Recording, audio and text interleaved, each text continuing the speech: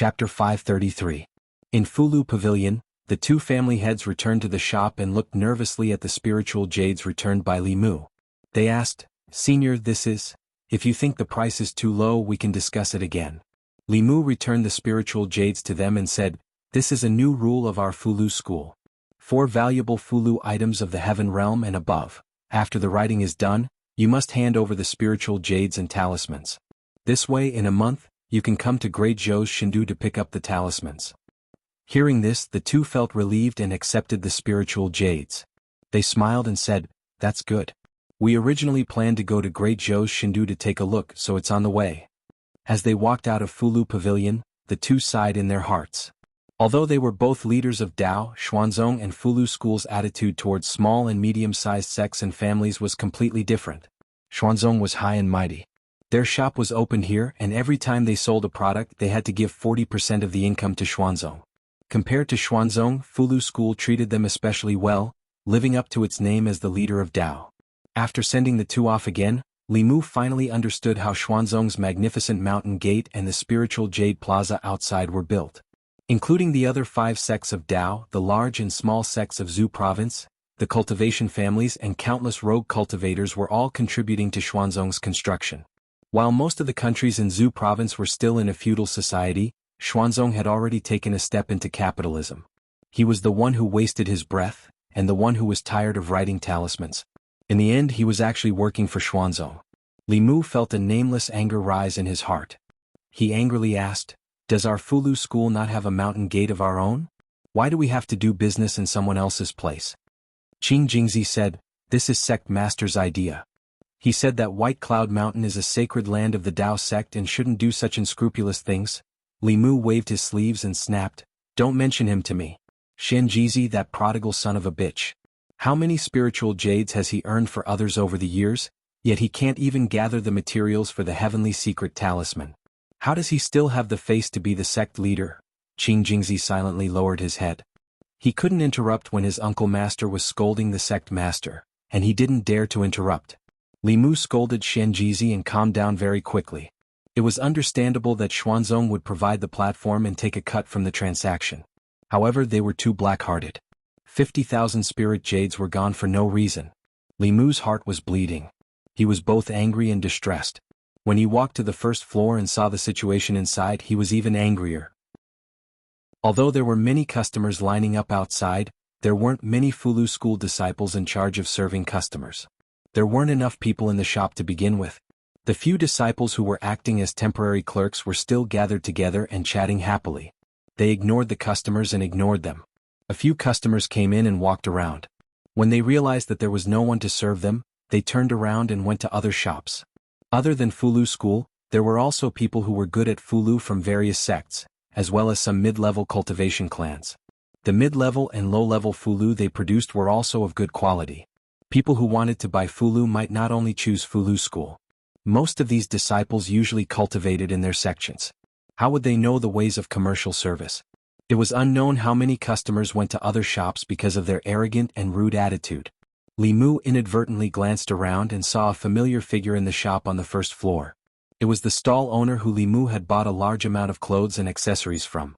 He was currently bargaining with a disciple in the shop. He looked at a Fulu and pestered the disciple, saying, "Give me a discount.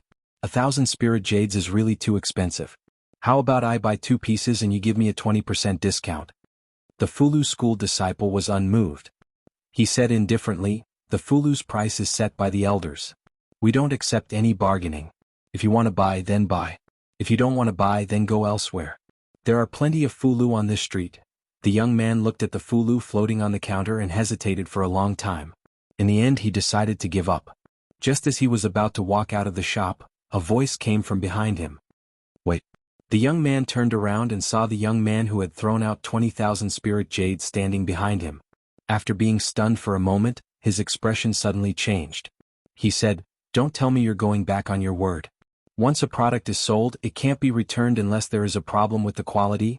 Li Mu waved his hand and said, "Don't worry, I'm not here to ask for a refund. Come with me." With that, he turned around and went up to the second floor. The young man hesitated for a moment, but could only follow.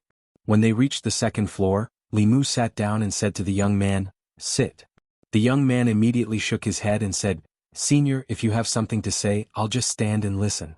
Li Mu looked at him and asked, What's your name? The young man honestly replied, I'm Ma Feng. Ma as in handsome horse, Feng as in wind. Although this person's cultivation wasn't high, he had a good business mind. Especially his mouth, it was simply like a lotus flower. If the disciples of the Fulu school were half as good as him, the Fulu in the shop would have been sold out long ago. Li Mu poured himself a cup of tea and said indifferently, Ma Feng, that's a good name. Who is your master and which sect are you from?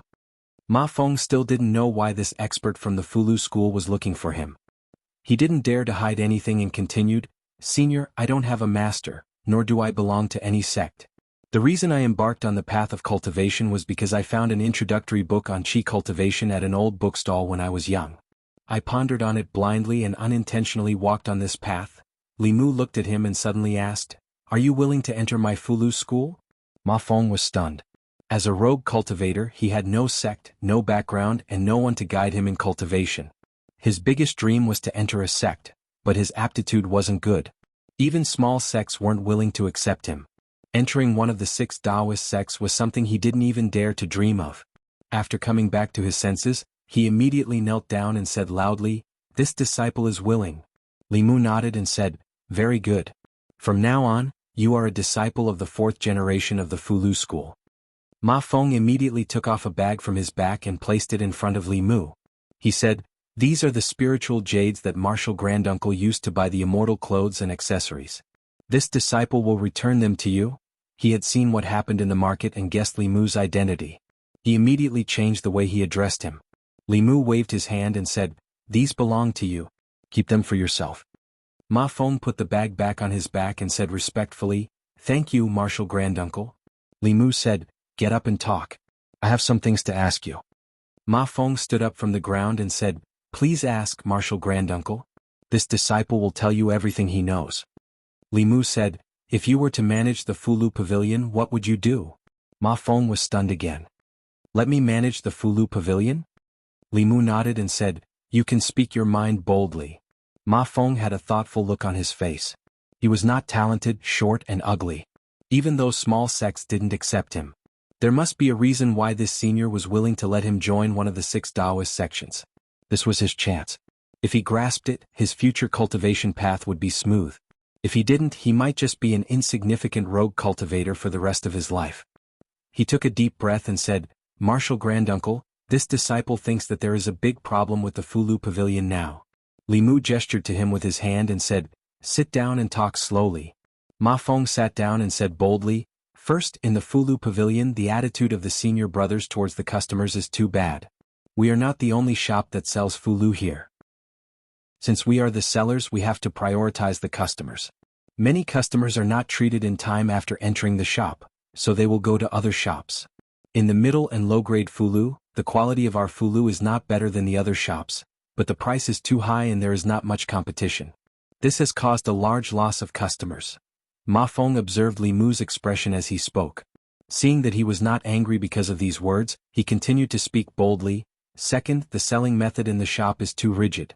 1 Fulu is 100 spirit jades, 2 Fulu is 200 spirit jades, 10 Fulu is 1000 spirit jades. There is no discount at all, so it is difficult to stimulate the customer's desire to buy. We should set up a variety of selling methods. For example, in the shop, if you spend 500 spirit jades, 50 spirit jades, 1000 spirit jades, 150 spirit jades. If you buy 2 earth-grade Fulu, you will get 1 earth-grade Fulu for free. Li Mu nodded and said, Well said, continue? Although he understood these things with his identity, it was not suitable for him to get involved in these trivial matters. He needed a capable assistant, and the young man in front of him was obviously the best candidate. His appearance was not impressive, but he was extremely business-minded. After receiving Li Mu's affirmation, Ma Feng became bolder and said, The exchange in Xuanzong is only held once every 5 years, and it takes a large amount of our spirit jades. Why don't we set up shops in the sect or even in the various prefectures of the Great Zhou, or in the various countries of the Zhou province? With the reputation of our Fulu school, business will definitely be 10 or 100 times better than it is now. At this exchange, loose cultivators and cultivation clans from all over the world will gather here. This is a great opportunity for us. We must let the Fulu Pavilion leave a good impression in their hearts. As Ma Feng spoke, he was no longer limited to the Fulu Pavilion, but looked at the entire Zhu province. He planned a path of continuous development for the Fulu school. 2 hours later he was still talking non-stop. Xuanzong's location is not good. They are located in the easternmost part of the Zhu province. Many cultivators have to travel thousands of li to get here, and the divine capital of the Great Zhou is in the center of the Zhu province.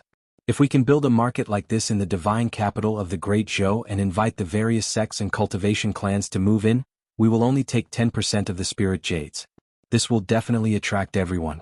Unfortunately, this will offend Xuanzong and the Great Zhou court may not agree.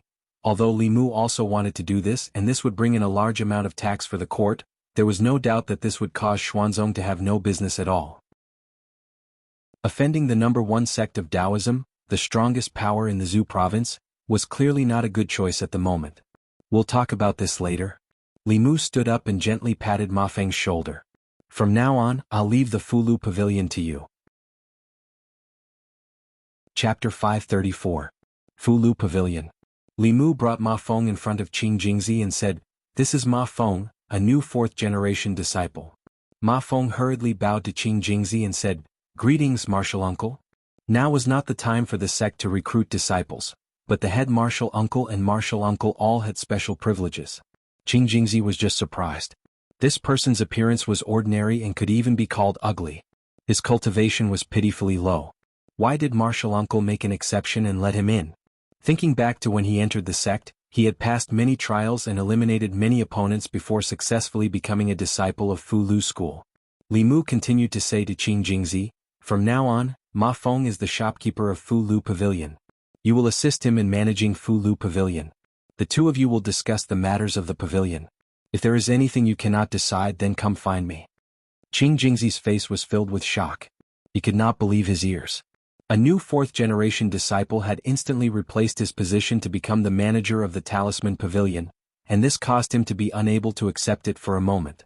But he couldn't disobey the orders of his martial uncle, so even if he was displeased in his heart, he could only nod and say, "Yes, martial uncle." Ma Feng took a deep breath and puffed out his chest. He said solemnly to Li Mu, "Disciple will do his best to not disappoint martial uncle." Qing Jingzi looked at Ma Feng with an unperturbed gaze. He wanted to see what ability this person had to be valued so highly by martial uncle. Even if he was dissatisfied, he still followed Li Mu's orders and cooperated with this person's actions. Ma Feng first found over 10 young and beautiful female cultivators in the market, and he used them to replace the few Talisman sect disciples in the pavilion before receiving the guests that came to the Talisman Pavilion. Moreover, he promised them that he would pay them 10 spirit jades every day, and they would receive a commission of 1 spirit jade for every 100 spirit jades they sold. He called these female cultivators to the second floor and spent an entire 2 hours teaching them how to attract customers and how to promote the goods in the pavilion. He also made a decision on his own. If a customer bought 2 Earth rank Fulu tickets, they would get a Mystic rank Fulu ticket. If a customer spent 500 Fulu tickets, they would get a discount of 50 Fulu tickets. If a customer spent 1,000 Fulu tickets, they would get a discount of 150 Fulu tickets. Qing Jingzi wanted to stop Ma Feng several times, but seeing that Li Mu did not say anything, he forcefully suppressed this thought. He and the Fulu school disciple who had been replaced stood to the side and watched coldly. When this person's various mischievous actions ruined the Fulu Pavilion's business, martial uncle knew exactly what this person was capable of. Xuanzong's Taoist Exchange Conference, or Trade Conference, was held every 5 years and lasted for a month. It was a grand event in the cultivation world of the Zhu continent. During the conference, cultivators from all over the Zhu continent would travel thousands of miles to Xuanzong in the East Sea. Most of them were here to exchange for suitable cultivation resources. In the market, several men were walking together. One of them said, "Which one of you will come with me to the Fulu Pavilion? I want to buy some offensive Fulu tickets for self-defense." Someone beside him said, "If you want to buy low-rank Fulu tickets, don't go to the Fulu Pavilion. It's the same in other shops." The man asked in confusion, "Why? Shouldn't the Fulu school's Fulu tickets be the best?" The man said, "Low-rank Fulu tickets are not difficult. If Fulu school can draw them, other small sects and families can draw them too. There is no difference in effectiveness. Fulu school's tickets are more expensive. Moreover, the Fulu Pavilion's disciples are all arrogant. They don't even look us in the eye. If we enter the shop, no one will pay attention to us. After this person spoke, he immediately received the agreement of the people beside him. Brother Su is right. 5 years ago, I went to the Fulu Pavilion once. The disciples of these large sects are indeed very arrogant. I know of a small sect that also specializes in Fulu tickets. Their prices are much lower than the Fulu schools. Last time I bought one from them. In these 5 years, those Fulu tickets have allowed me to escape death several times. I strongly recommend you go to that shop. Alright then. If I can save some spirit jades, I also want to buy a magic tool.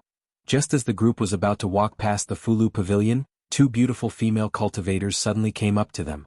They smiled and said, "Fellow Taoists, what do you want to buy? Our Fulu Pavilion has an event today.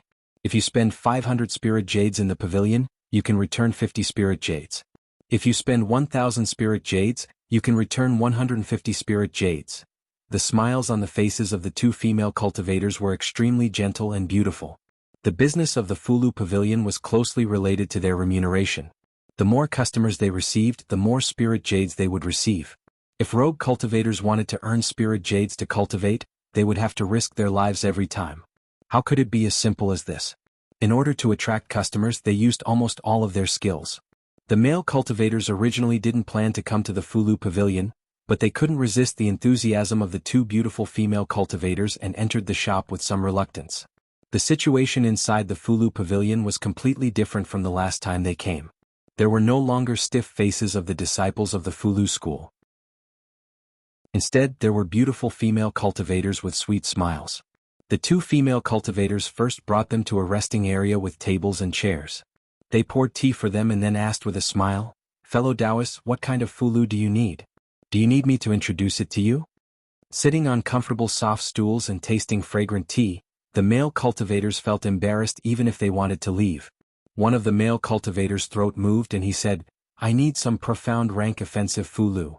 One of the female cultivators smiled and said, "Profound rank offensive Fulu. I recommend the Guiding Lightning Talisman, Fire Snake Talisman, and Icicle Talisman. The Guiding Lightning Talisman has a sale today. Buy one and get one free. The Fire Snake Talisman and Icicle Talisman can participate in the full discount." The man's companion tugged at his sleeve and said, "Buy one Lightning Talisman and get one free. This is much more cost-effective than other shops. I've used this talisman to kill several enemies." "You'd better buy more," the male cultivator immediately said. "Then I want 5 Guiding Lightning Talismans." The female cultivator smiled and said, "Do you also need other Fulu? For example, the Divine Travel Talisman or something like that?" The male cultivator shook his head and said, "No need. I don't travel often. I don't need the Divine Travel Talisman." The beautiful female cultivator said, "The Divine Travel Talisman is not only useful for traveling. When you encounter a strong enemy, this talisman can also save your life. Especially the high-rank Divine Travel Talisman. It can make enemies 2 realms higher than you unable to catch up." The male cultivator thought carefully and seemed to be convinced. He nodded and said, "Then give me 2 of the profound rank Divine Travel Talisman." They sat there and tasted tea. Soon, the female cultivator brought them the Fulu they needed. The male cultivator paid the spiritual jades and put away the Fulu. He said to the people around him, "Do you guys want to buy any Fulu?" One of the male cultivators shook his head and said, "I want to buy a magic treasure. We'll go to the North Sect's tool refining pavilion later." The female cultivator's expression changed when she heard this. She said unhurriedly, "Fellow Taoist, our Fulu Pavilion also sells magic treasures. Do you want to take a look?" Although the Fulu school specialized in Fulu, there were also elders in the school who knew how to refine tools and elixirs. In the entire Fulu Pavilion, Fulu accounted for 70% of the goods, while elixirs and magic treasures accounted for 30%. The male cultivator said politely, "No need." The female cultivator did not give up. She smiled at him and said, "To be honest, if you want to buy Earth rank and Heaven rank magic treasures, I certainly recommend you to go to the North Sect. After all, the North Sect is a great tool refining sect. The quality of their high-rank magic treasures is unmatched by any other sect. However, if you want to buy low-rank magic treasures, our Fulu Pavilion is not inferior to the North Sect. Moreover, the price is half. If you buy 1 magic treasure in the North Sect, you can buy 2 here."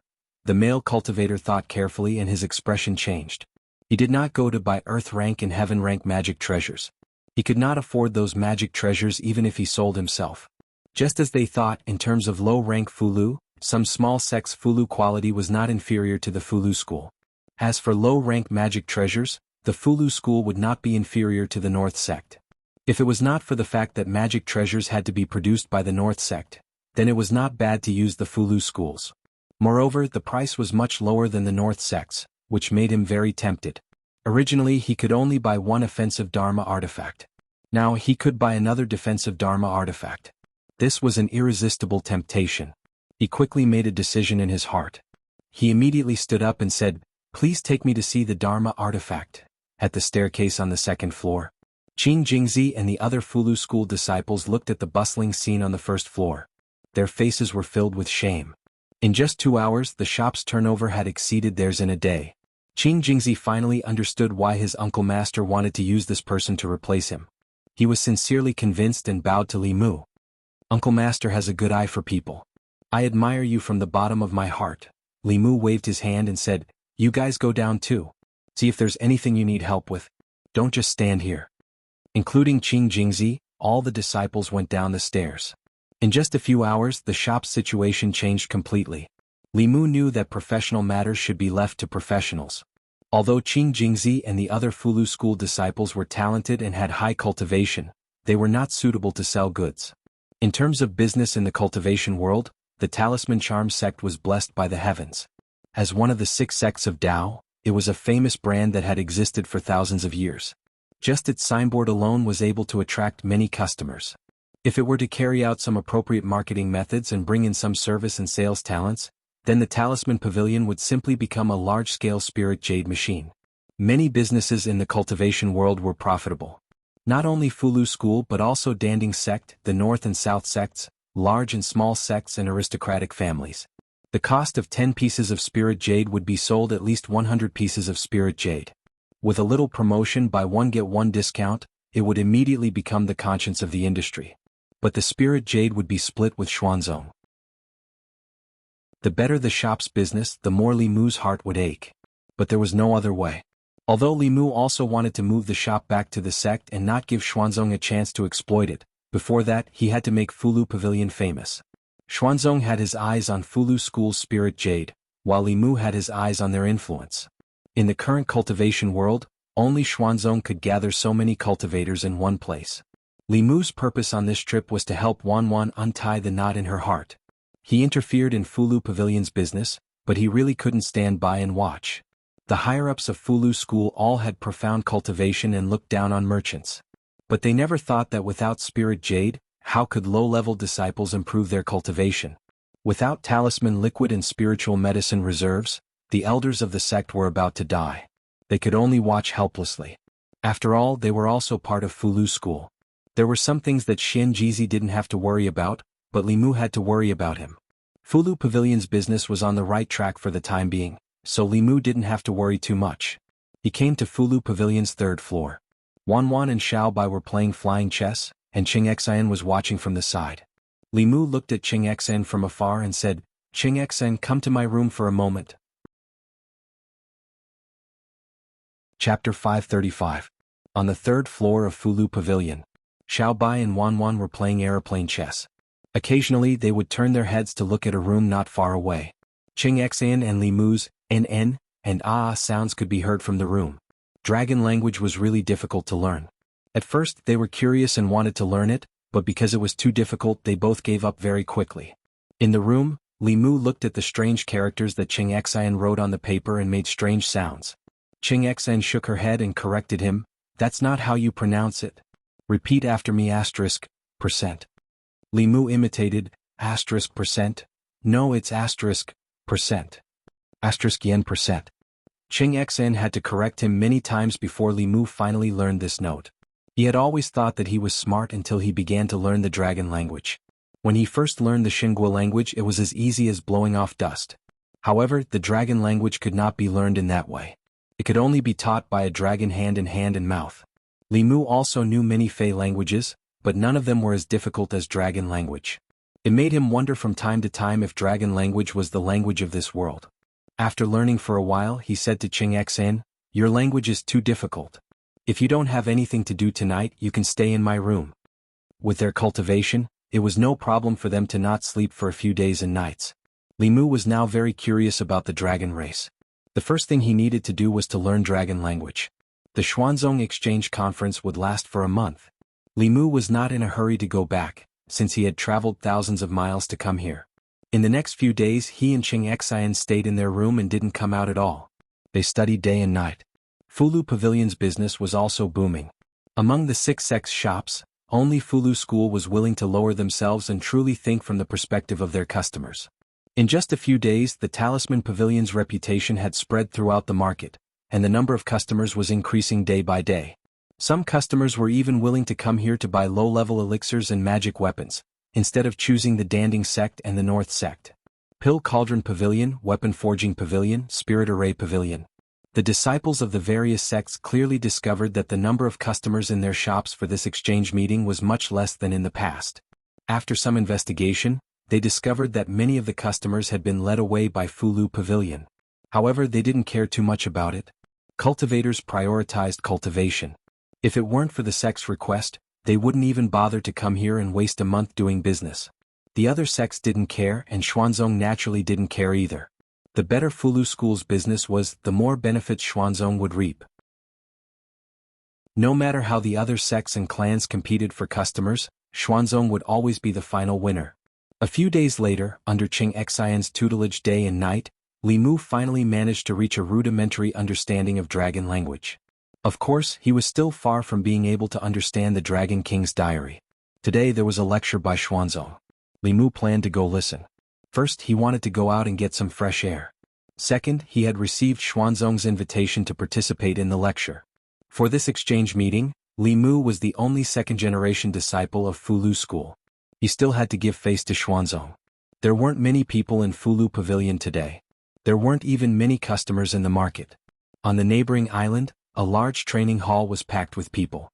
Today Xuanzong's experts would be lecturing here. They would also answer some questions about cultivation. It was possible that one sentence from them could save many people months or even years of cultivation. Even cultivators who came for business purposes wouldn't miss such a grand event. At the front of the training hall there were several seats. Those seats were reserved for the seniors of the 6 sects of Taoism. Generally speaking, those who could sit there were second-generation disciples of the 6 sects of Taoism, Dongshuan's experts. Except for the young man sitting on the left. A few days ago he spent a lot of money in the market and severely embarrassed Qing Xuanzi. Later, people began to inquire about his identity. They learned that he was the disciple of Fu Daozi, the supreme elder of Fulu School. Although his cultivation wasn't as high as Dongxian, he was a true second-generation disciple of Fulu School. He was in the same generation as the chief-in-chief of the 6 sects. Below these seats, there were about a dozen seats, which belonged to some well-known cultivation clans and mid-level sects in Zhuzhou, as well as some Xuanzong disciples. As for the others, they could only sit cross-legged on the ground and listen. That's Master Shen of Jing country. The Shen family started with a spiritual jade mine. His family's strength is no weaker than a mid-level sect. I heard that he bought a talisman of creation from Fulu School. A heaven-grade Fulu costs at least 100,000 spiritual jades, and he has to prepare 10 sets of talisman liquid. The Shen family is really rich. The 6 sects have to be the richest. Fulu School sells a Fulu for 100,000 spiritual jades, and he has to prepare his own materials. This is simply robbing spiritual jades. You can't say that. Who doesn't know that the success rate of a heaven-grade Fulu is extremely low? 10 sets of materials may not be enough to make one. Moreover, I heard that the rules of Fulu Pavilion have changed. The Fulu Pavilion doesn't accept spiritual jades before it's completed. It can be said that the 6 sects have a conscience. The crowd kept talking. When more than 10 young disciples of Xuanzong flew down from above and landed on their seats, the cultivators sitting cross-legged in the Taoist field were in an uproar. It's Qing Yunzi. He's only in his 30s, but his cultivation has already reached Dongxian. He's Xuanzong. No, he's the first among the 4th-generation disciples of the 6 sects of Taoism. He's bound to be the next sect master of Xuanzong. Although his cultivation was piled up by Xuanzong with a lot of resources, his talent can't be ignored to be able to push his cultivation to Dongxian in such a short time. Qing Qingzi, Qing Xuanzi, Qing Shuangzi, and Xuanzong's young geniuses have all come out. I really envy them.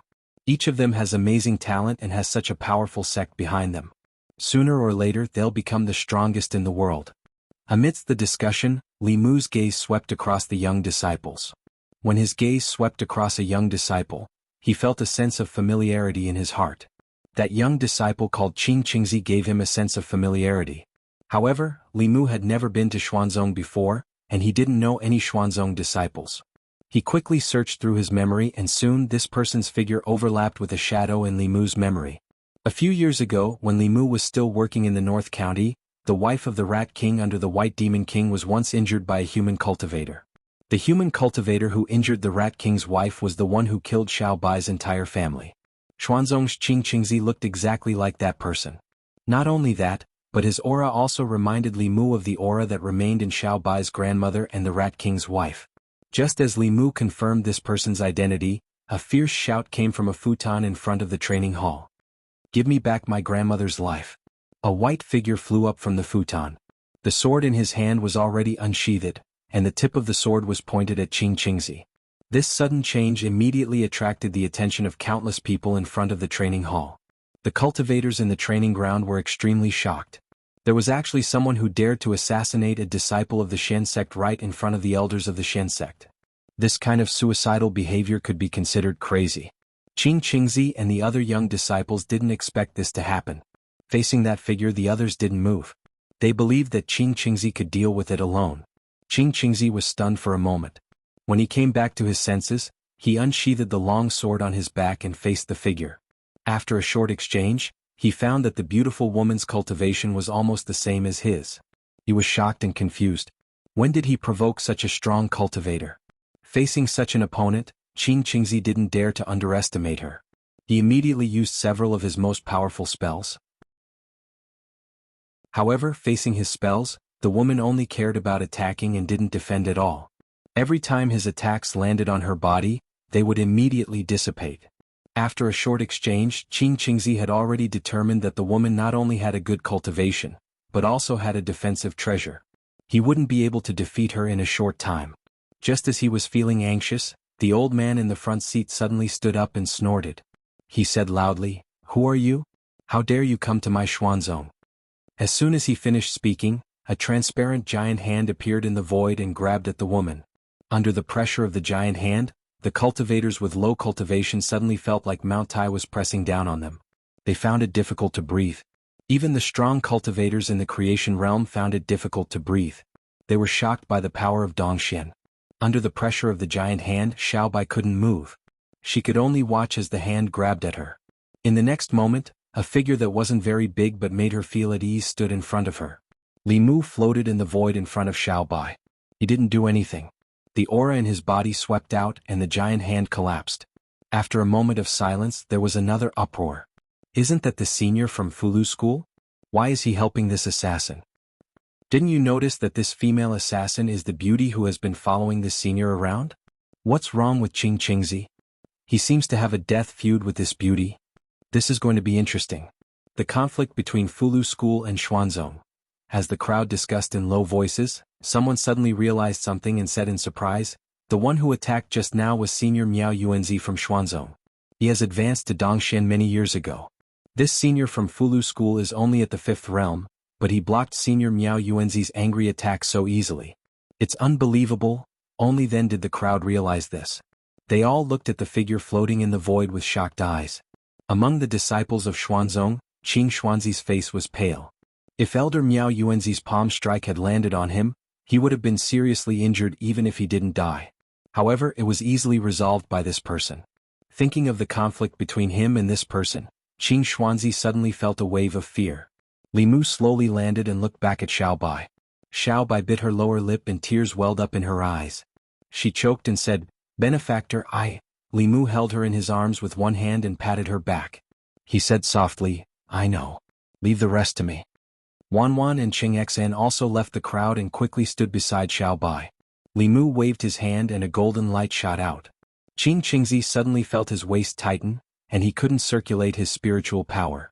Then he was dragged to Li Mu by a huge force. At the front of the training hall, Miao Yuanzi looked at Li Mu with a gloomy face and asked, "What is the meaning of this?" Li Mu shook his wrist and the bound Qingqingzi knelt on the ground. He looked at Miao Yuanzi with a gloomy face and said, "You connived with your disciples to bring disaster to the great Zhou and kill my sister's family. What right do you have to ask me?" The two looked at each other and the atmosphere was extremely tense. Beside Miao Yuanzi, a female cultivator stood up and said, "Senior brother Miao Yuanzi, junior brother Ling Jizi, let's sit down and talk. There may be some misunderstanding. The 6 sects are one family. Let's not hurt each other." The people of the Danding sect stood up. Miao Yuanzi's face didn't soften. Instead, he looked at Li Mu and said, "Junior sister Jades, and you all saw it. Today it was Fulu School who provoked you first. It wasn't my Xuanzong that was rude." Jade-sun walked in front of Li Mu and said, "Junior brother Ling Jizi, let this disciple go first. If there's anything we can talk about it slowly. After all, this was Xuanzong and Li Mu wasn't an unreasonable person." He took back the immortal binding lock. Miao Yuanzi waved his sleeve, rolled up Qingqingzi and flew up to the Dao Palace. Li Mu followed with Xiaobai and Wanwan. Seeing this, Jade-sun and the elders of the other 4 sects looked at each other and shook their heads helplessly. They also flew up. Even with the Xuanzong elders presiding, the training hall still became chaotic. What's going on? Xuanzong is a righteous sect. How could a disciple of Xuanzong do something like killing people? There must be some kind of misunderstanding. I also think it's a misunderstanding. The disciples of Xuanzong who stayed behind also sighed. Qing Songzi shook his head and sighed. "I've already advised senior brother Qingqingzi not to be too eager for quick success, but he just wouldn't listen. He likes to kill demons for their demon cores and souls. Now they've come knocking on his door." Although Qing Songzi deliberately lowered his voice when talking to his fellow disciples, there were nearly 10,000 people in the training hall, and many of them had high cultivation. It was easy for them to hear what he said. What? Qingqingzi likes to kill demons? Isn't this forbidden by the big sects?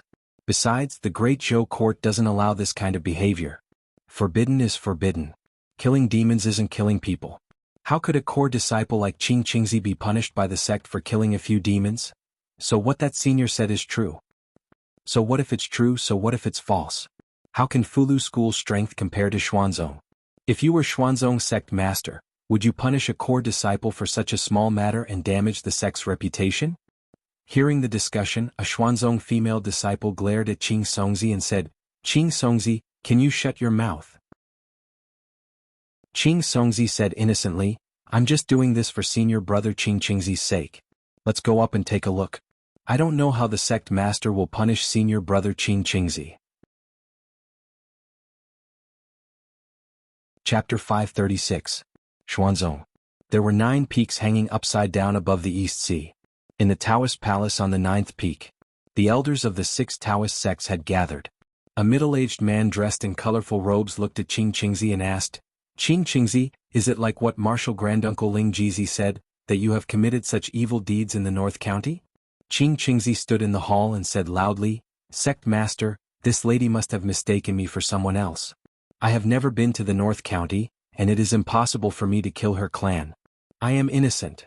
The Xuanzong sect master, Miao Yunzi, waved his wide sleeves and said, "I believe that junior brother Ling Jizi would not speak without thinking. Your words alone are not enough to convince others. Miao Yuan, take him to Discipline Peak. Whether he is lying or not, the discipline elder will find out." After saying that, he looked at Li Mu and asked, "Is junior brother Ling Jizi satisfied with this?" At least so far, as the Xuanzong sect master and a 7th realm expert, Miao Yunzi had shown enough sincerity.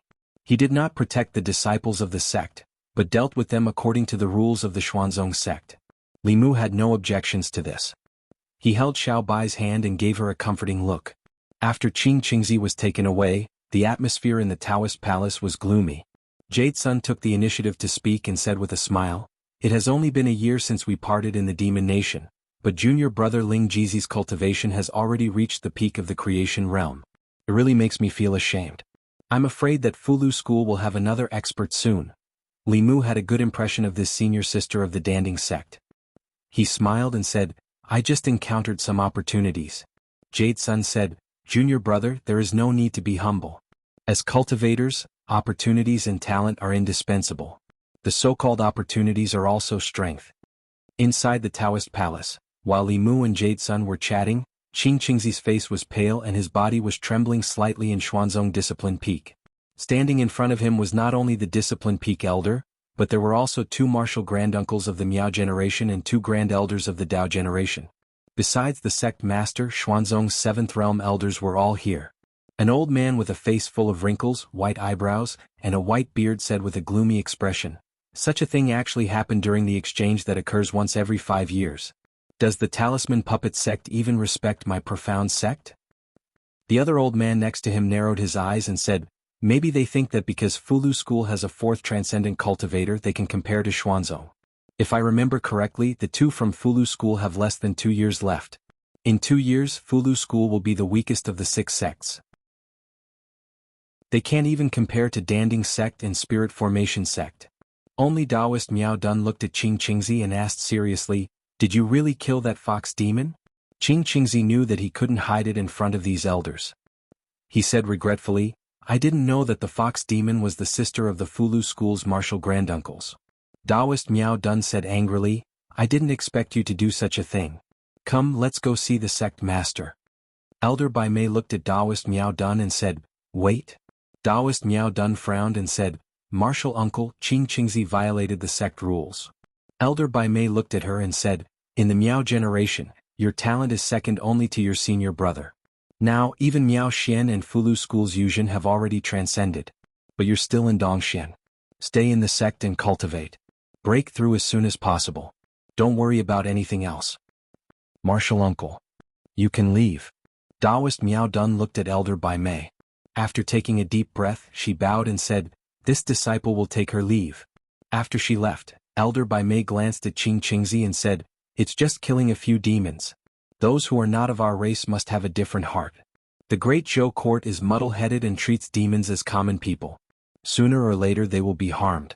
Now that all the cultivators in Zhu province are gathered here, if we punish a Xuanzong disciple for a few demons, won't we, Xuanzong, be ridiculed by all the cultivators in the world?" Qing Qingzi was overjoyed. Since the Grand Elder said so, he had nothing to worry about.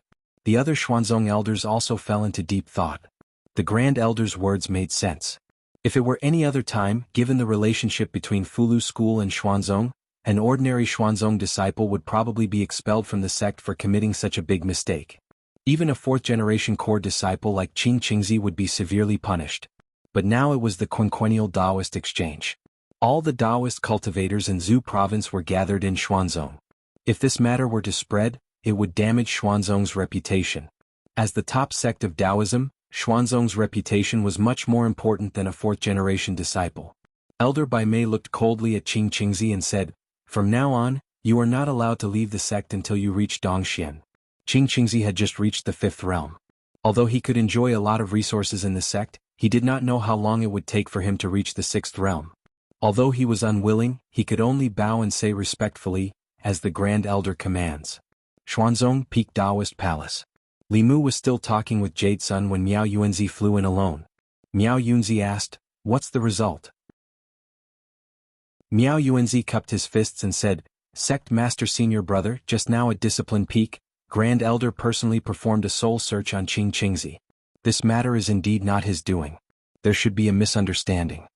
Miao Yunzi frowned imperceptibly and asked, "What about Qing Qingzi?" Miao Yuanzi said, "Although this matter was not done by Qing Qingzi as a disciple of Xuanzong, he embarrassed Xuanzong in front of so many Taoist cultivators. Uncle Master has already punished him to face the wall in seclusion. He is not allowed to come out for 10 years. The 4 elders of Danding sect, Spirit Array sect, and the South and North sects heard Miao Yuanzi's words and their expressions changed subtly. Miao Yunzi was silent for a moment and said, "I'll go see the Grand Elder." An old man floated in from outside and said lightly, "No need. If you want to see this old man you can say it here." Miao Yunzi cupped his fists and said, "Greetings, Uncle Master." Jade Sun and the others also bowed and saluted, "Greetings, Uncle Master Dao Qingzi." Today's Xuanzong, the Taoist names of the 1st to 4th generation disciples were Dao, Miao, Hua and Qing. Dao Qingzi was a famous Taoist powerhouse who was 1 generation higher than the 6 sect masters. Miao Yunzi looked at the white-browed old man and asked, "Uncle Master Qing Qingzi?" The white-browed old man said, "I've already punished Qing Qingzi. How did you become the sect master? When your master was still in power, Xuanzong was so powerful. In your generation you were framed, and you didn't even protect your own disciple. If senior brother knew about this in the underworld, I'm afraid he would doubt his original decision and regret passing the position of sect master to you. After reprimanding Miao Yunzi, he looked at Li Mu and said in a deep voice, "You insulted my Xuanzong. For the sake of the Fulu school, I won't argue with a junior like you this time. If there's a next time, I'll destroy your cultivation and let Xianxia come to Penglai Mountain personally to take you back." As his voice fell, he flicked his sleeves and left. Inside the Dao Palace, Miao Yunzi's expression was complicated. He looked at Li Mu and his lips moved. "Junior brother?" Li Mu smiled and said, "Fellow Taoist, there's no need to say more. Since it's a misunderstanding, I apologize to Xuanzong for my impulse just now. Goodbye." After that, he held Xiao Bai's hand and strode out of the Dao Palace. Miao Yunzi looked at Li Mu's back and sighed softly. One called him junior brother, and the other called him fellow Taoist. This change in address indicated that the relationship between Xuanzong and the Fulu school could no longer be the same as before. Outside the Dao Palace, many Xuanzong disciples stood in the distance with different expressions. Some looked ashamed, some looked smug. Qing Xuanzi's face lit up with joy. He looked at Li Mu with a mocking expression and snorted, "So what if you're a second-generation disciple of the Fulu school? You're only asking for humiliation if you try to provoke the dignity of Xuanzong?" As Li Mu flew down, a figure flew from behind. Jade Sun flew to his side and comforted him, "Junior brother, don't be impulsive. This is Xuanzong. You're alone and weak. Once you're impulsive, you'll be bullied by them." Li Mu smiled and said, "Thank you for your reminder, senior sister. I won't be impulsive." Looking at Li Mu's back, Jade Sun thought for a moment and took out a sound transmission instrument. After hesitating for a long time, she injected her spiritual energy. A white light flashed on the instrument. Jade Sun took a deep breath and whispered a few words into the instrument. At the entrance of the Fulu pavilion, Xiao Bai bit her lips and wiped her tears. She looked up at Li Mu and said, "Benefactor, I won't take revenge." Li Mu reached out and held her face. He wiped away her tears and said softly, "I promise you, I'll let you kill your enemy and avenge your grandmother and your clan." He looked up at the countless mountains floating in the sky and a smile appeared on his face. He said lightly, "Xuanzong he." The sound transmission instrument in the storage space vibrated. Li Mu took out an object and said calmly, "Senior brother." Xianxi's voice came from the instrument, "Junior sister Jade Sun has already told me about what happened in Xuanzong. Xuanzong is the #1 sect of Taoism. Its strength is tyrannical." Li Mu asked, "Does senior brother want to persuade me to let the matter rest?" From the instrument, Xianxi's voice gradually became cold. "Xuanzong is the #1 sect of Taoism. Its strength is tyrannical. However, my Fulu school is not made of mud. Junior brother, please bear with it for half a day. 2 martial uncles and junior sister are already on their way to Xuanzong." Chapter 537. Xuanzong on the Taoist Field. A Xuanzong Dongshen elder replaced Miao Yuanzi and preached to the tens of thousands of cultivators in the field. Most of what he talked about was the foundation of cultivation. At this moment, some people in the field were seriously comprehending, while others were still curious about the result of the incident just now. Although Xuanzong was powerful, Fulu school was also one of the 6 Taoist sections. They wondered if Xuanzong would disregard the brotherhood of the sect for an inner disciple. Soon, Qing Yunzi, Qing Songzi, Qing Xuanzi, and several other 4th-generation disciples returned to the field from the Taoist palace above. Then a stream of light flashed and Miao Yuanzi floated in the air. He looked at the crowd and said lightly, "What happened just now was a misunderstanding. Now that it has been clarified, there is no need to think too much." Although Miao Yuanzi said so, there were more than 10,000 people in the field and there was no lack of clever people. How could they not know the deeper meaning of his words? If it was really a misunderstanding, the senior from Fulu school would have appeared with him at this moment, but he was alone at this moment. It seemed that Xuanzong chose to protect the disciples of his sect for the sake of face, and did not care about the feelings of Fulu school at all. Even if they felt that this was not a good move, Xuanzong undoubtedly had the strength to do so. In the world of cultivation, strength was everything. Without strength there was no right to reason. This was the sorrow of weak forces, but they did not expect that the powerful Fulu school would have such a day. As the #1 Taoist sect, Xuanzong had strength above all in the world of cultivation. Everything included the other 5 sections. In the field, no one blamed Xuanzong, and few people sympathized with Fulu school, because this was the rule of the world of cultivation. At this time in the market, the cultivators who did not go to listen to the preaching were almost crazy. The Fulu Pavilion had just released the news that they would sell Fulu books below the heaven rank for free. They did not need spiritual jades, and as long as they provided materials for writing talismans, the Fulu Pavilion would write talismans for them for free. The yellow rank Fulu Pavilion provided 1 portion of talisman fluid, 2 portions of profound rank and 4 portions of earth rank. The Fulu school would then write corresponding talismans for them. Everyone knew that the higher the level of the Fulu, the lower the success rate of forming a talisman. If one went to any sect or family that was good at Fulu and asked for an earth rank Fulu, which one of them would not ask for more than 10 portions of spiritual liquid and a large amount of spiritual jades? As long as they asked for 4 portions of spiritual liquid, they would be guaranteed an earth rank Fulu. What was the difference between this and giving them for free? No, this wasn't a free gift. This was simply Fulu school making a loss. The only troublesome thing was that they could only register now. The Fulu had to be collected in 3 months at the Fulu Pavilion in Xianxia, Great Zhou. No one suspected anything fishy, because the Fulu Pavilion did not want their talisman fluid or their spiritual jades. They only needed to register here and then 3 months later, bring their talisman fluid or spiritual jades converted from talisman fluid to Xianxia, Great Zhou. The Fulu school would then fulfill its promise. As a great sect with 1,000 years of history, the Fulu school's reputation was not to be doubted. Although the process was a bit troublesome, the return was huge. For a time, there was a long line at the entrance of the Fulu Pavilion. In the market square, no matter if it was the shops on the street or the small stalls in the square, there was not a single customer. Many stall owners and shopkeepers had already packed up their stalls and shops and formed a long line at the entrance of the Fulu Pavilion. Inside the Fulu Pavilion, the disciples and the cultivators who had come at the last minute were furiously writing down the information of the people who had ordered the Fulu. Ma Feng maintained the discipline of the crowd. He gritted his teeth and said, "Damn Xuanzong, I'm not giving you a single piece of spiritual jade."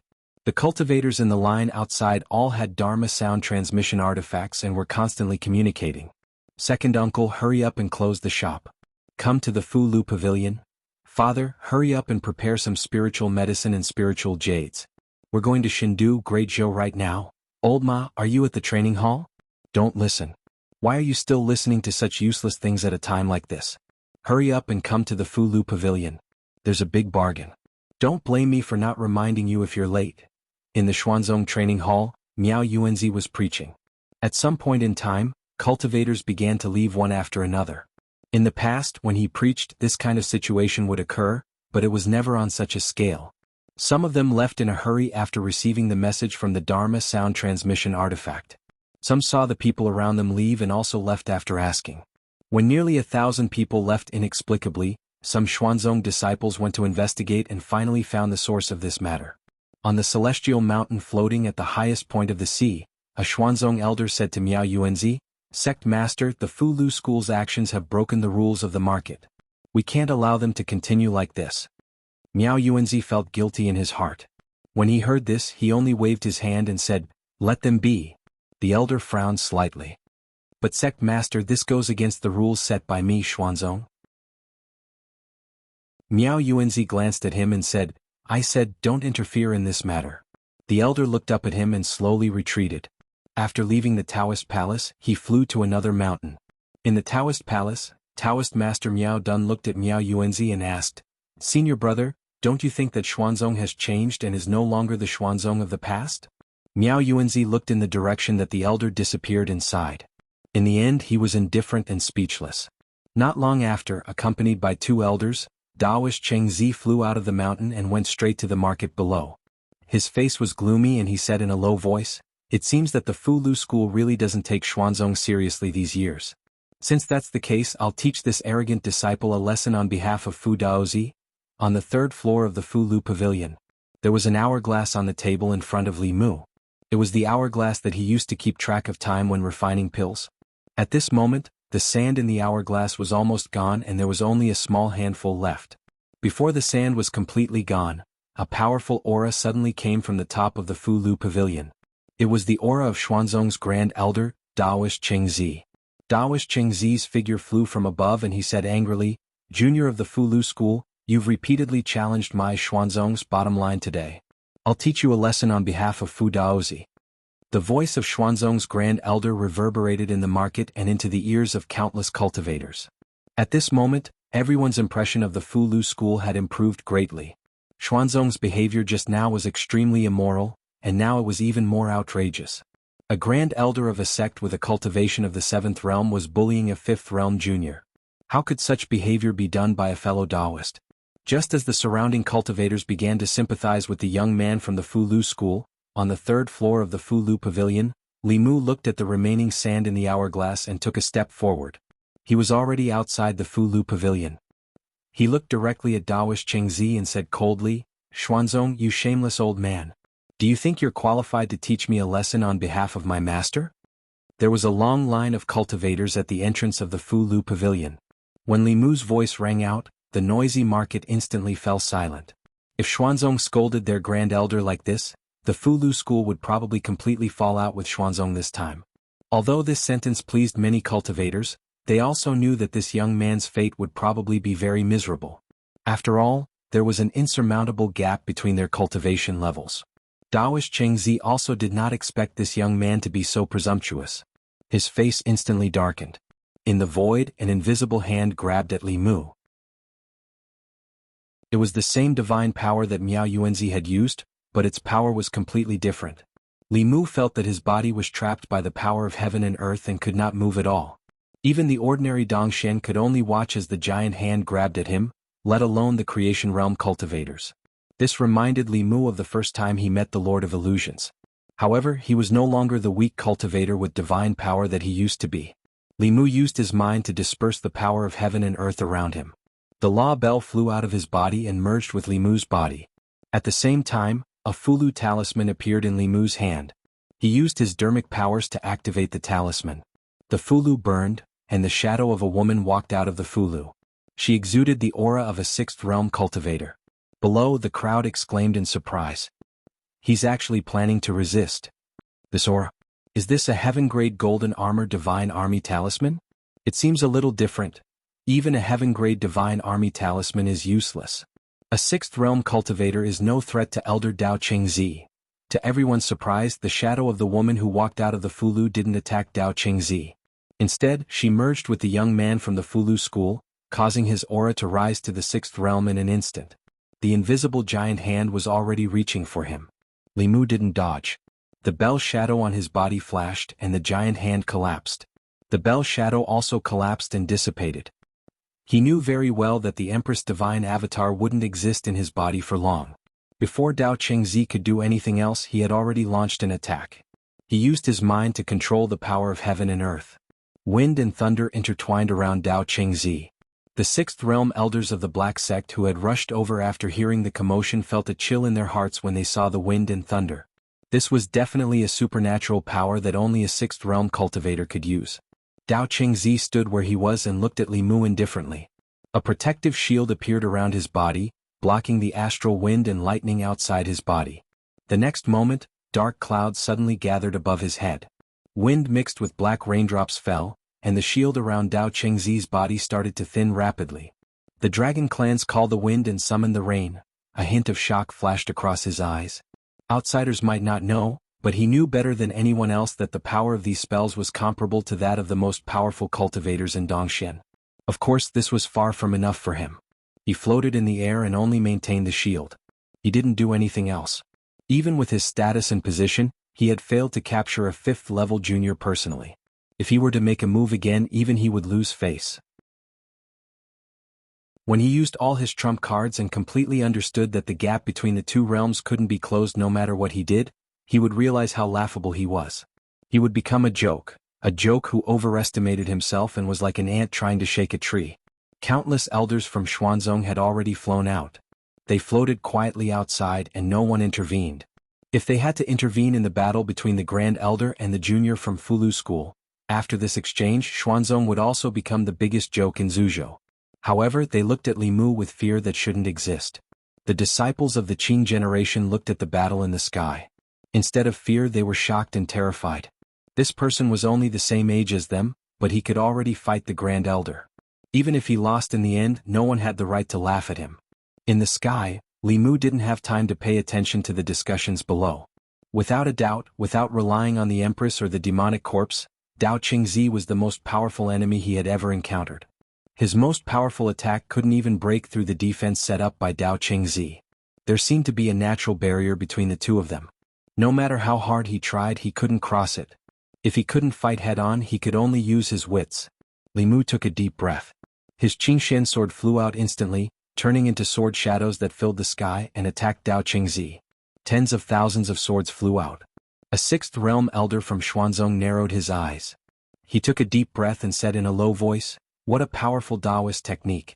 With this technique he can probably fight Dongxian as a creation and transcend as a Dongxian. With his current cultivation level, not many people in Xuanzong can take this technique head-on." Jade Sun floated in the distance and murmured, "This Taoist technique has probably touched the edge of the seventh realm. In other words, if we really fight, we won't be his match at all." Dao Qingzi's expression was still calm as he looked at the sword shadows that filled the sky. However, a hint of seriousness appeared in his eyes. He strengthened the shield outside his body. The sword shadows crashed into the shield and collapsed one after another. However, the dermic power shield also thinned at a speed visible to the naked eye before finally dissipating. However, there were only a few sword shadows left. Dao Qingzi's dermic power swept out. He stared at Li Mu indifferently and said, "Junior, what other skills do you have? Show them all." Before he finished speaking, his eyes narrowed. The last few sword shadows collapsed under the sweep of his dermic power. However, there was still an illusory sword that didn't slow down. It pierced through his forehead at a speed that couldn't be dodged. The small sword pierced through his forehead. Dao Qingzi's body wasn't injured at all, but his primordial spirit was instantly injured. Under the gaze of countless ancestral state cultivators, Xuanzong disciples and elders, their Grand Supreme Elder spat out a mouthful of blood. His aura instantly weakened by half. He was injured. He was injured at the hands of a seventh realm junior. Countless people were shocked. Their faces were filled with disbelief. A seventh realm transcendent expert was injured by a fifth realm cultivator? Outside the Fulu pavilion, the Fulu school disciples' breathing quickened. Their bodies trembled as they stared at the figure floating in the air. This was their martial uncle and martial granduncle. This was the integrity of the Fulu school. Two streams of tears slowly fell from Xiao Bai's limpid eyes. Unlike the Fulu school disciples, her eyes were filled with affection as she looked at the figure. In the air, Li Mu's face was pale. He imitated Dao Qingzi's tone and said indifferently, "Old thing, you're still pretending?" Chapter 538. The market, the training ground, and the countless figures floating in the air were all silent. Only Li Mu's voice echoed on the sea. Just now, everyone had witnessed a miracle. A cultivator in the creation realm had actually injured a transcendent realm cultivator in a head-on battle, but he himself was unharmed. This battle was enough to be recorded in the history of the cultivation world. When future generations mentioned the Fulu school and Xuanzong at the same time, they couldn't ignore this battle that spanned two major realms. The elders of Xuanzong floated in the air, still motionless. It wasn't that they didn't want to move but that they couldn't. The Grand Elder was in the seventh realm, fighting against a fifth realm junior. Did he need their help? Now that things had developed to this point, it was completely out of Xuanzong's control. It was the opposite of their original goal. Xuanzong had protected Qingzi because he didn't want the school to be disgraced. Now all the cultivators on the Zhu continent knew that Xuanzong had protected his disciple and bullied the weak. The Grand Elder's face had been beaten to the ground, and Xuanzong's face had been completely destroyed. If they had known that things would come to this, they would have punished Qingzi severely. But now this had nothing to do with Qingzi. Xuanzong needed to establish his authority and regain his lost face. In the air, Dao Qingzi's vital spirit was injured, and his aura was weakened. His face was extremely pale, but not because of his injury but because of the humiliation. He had been humiliated by a junior in front of all the disciples of Xuanzong, and in front of more than 10,000 cultivators. At this moment he wanted to kill that person for the first time. His voice was cold as he said word by word, "Junior, you disrespected your elders and deceived your master. Today I will punish you on behalf of Fulu school." After all, Dao Qingzi was a super expert who had reached the 7th level many years ago. If Li Mu hadn't caught him off guard and mixed the intellectual sword into the 10,000 sword shadows, he wouldn't have been able to injure Dao Qingzi at all. When he was in the 5th realm, his wisdom sword could slash Dongshuan's primordial spirit. Now that his cultivation had temporarily increased to the 6th realm, he could only slightly injure Dao Qingzi. However, he wasn't afraid of Dao Qingzi. In the face of Dao Qingzi's threat, Li Mu ignored it. He turned around and flew toward the Fulu Pavilion. At the same time, on the 3rd floor of Fulu Pavilion, the last strand of sand fell from the hourglass. Dao Qingzi's killing intent surged as he raised a hand at Li Mu's back. But at this moment, 3 streams of light suddenly appeared on the western horizon and sped over. A loud voice exploded in the sky. Dao Qingzi, do you think everyone in Fulu School is dead? A huge black sword came from afar and pointed directly at Dao Qingzi. Dao Qingzi hurriedly took out a square shield. The huge sword collided with the square shield and sent Dao Qingzi flying for thousands of feet. The 2 Xuanzong Grand Supreme Elders who had just arrived didn't intend to let him go and chased after him. A Xuanzong Grand Supreme Elder said in shock, "It's Martial Uncle Tianyangzi and Martial Uncle Tianqingzi. They actually came in person." Tianyangzi and Tianqingzi were famous Taoist experts. The 2 7th Realm Grand Supreme Elders of Fulu School appeared here at this moment. It meant that ever since that incident, Fulu School didn't plan to be friendly with Xuanzong. On the ground, countless ancestral state cultivators were dumbfounded. Today was really an eye-opener for them. Not only did they see Dongxian Transcendence experts injured, but they also saw a battle between Transcendence experts. This trip to Xuanzong was really worth it. Li Mu landed on the ground and walked all the way to Fulu Pavilion. Everywhere he went, the bustling crowd automatically made way for him. Yu Zhenzi didn't participate in the battle. Instead, he immediately flew to Li Mu's side and asked with concern, "Are you okay?" Li Mu smiled and said, "I'm fine. Senior sister, I've made you worry." The spiritual snail in the storage space had been vibrating for a while. Li Mu took out the spiritual snail and injected magic power. The Empress's voice immediately sounded, "What happened on your side? I felt that you used that avatar," Li Mu said. "It's already taken care of. It's not convenient to talk about it now. I'll explain it to your majesty when we return to the divine capital." Zhou asked again, "Are you okay?" Li Mu said, "I'm fine. Your majesty, don't worry." In the Chang'e Palace, Zhou didn't ask any more questions. He took the initiative to put away the spiritual snail and then said to Mr. Mei, "He should be in Xuanzong now. Order the officials of the East County to investigate what happened in Xuanzong." At the entrance of Fulu Pavilion, Li Mu said to Qing Jingzi, "Pack up and prepare to return to the divine capital." Qing Jingzi led the disciples back to the pavilion to pack up. At this time, a female cultivator walked to Li Mu and asked nervously, "Senior, can we stay in Fulu Pavilion?" Behind her, there were more than 10 pretty female cultivators. They looked at Li Mu nervously. These female cultivators were the shop assistants that Ma Feng recruited. Li Mu said to them, "There won't be Fulu Pavilion in Xuanzong anymore. If you're willing, there's still a place for you in the new Fulu Pavilion in the divine capital of Great Zhou." The girls said in unison, "We're willing." The female cultivators happily went to Fulu School to help pack up. Li Mu looked up at the sky. Dao Qingzi was already slightly injured. Under the siege of 2 Grand Supreme Elders, he was in a sorry state. The other 2 level 7 cultivators in Xuanzong couldn't sit still anymore. They flew up to stop them.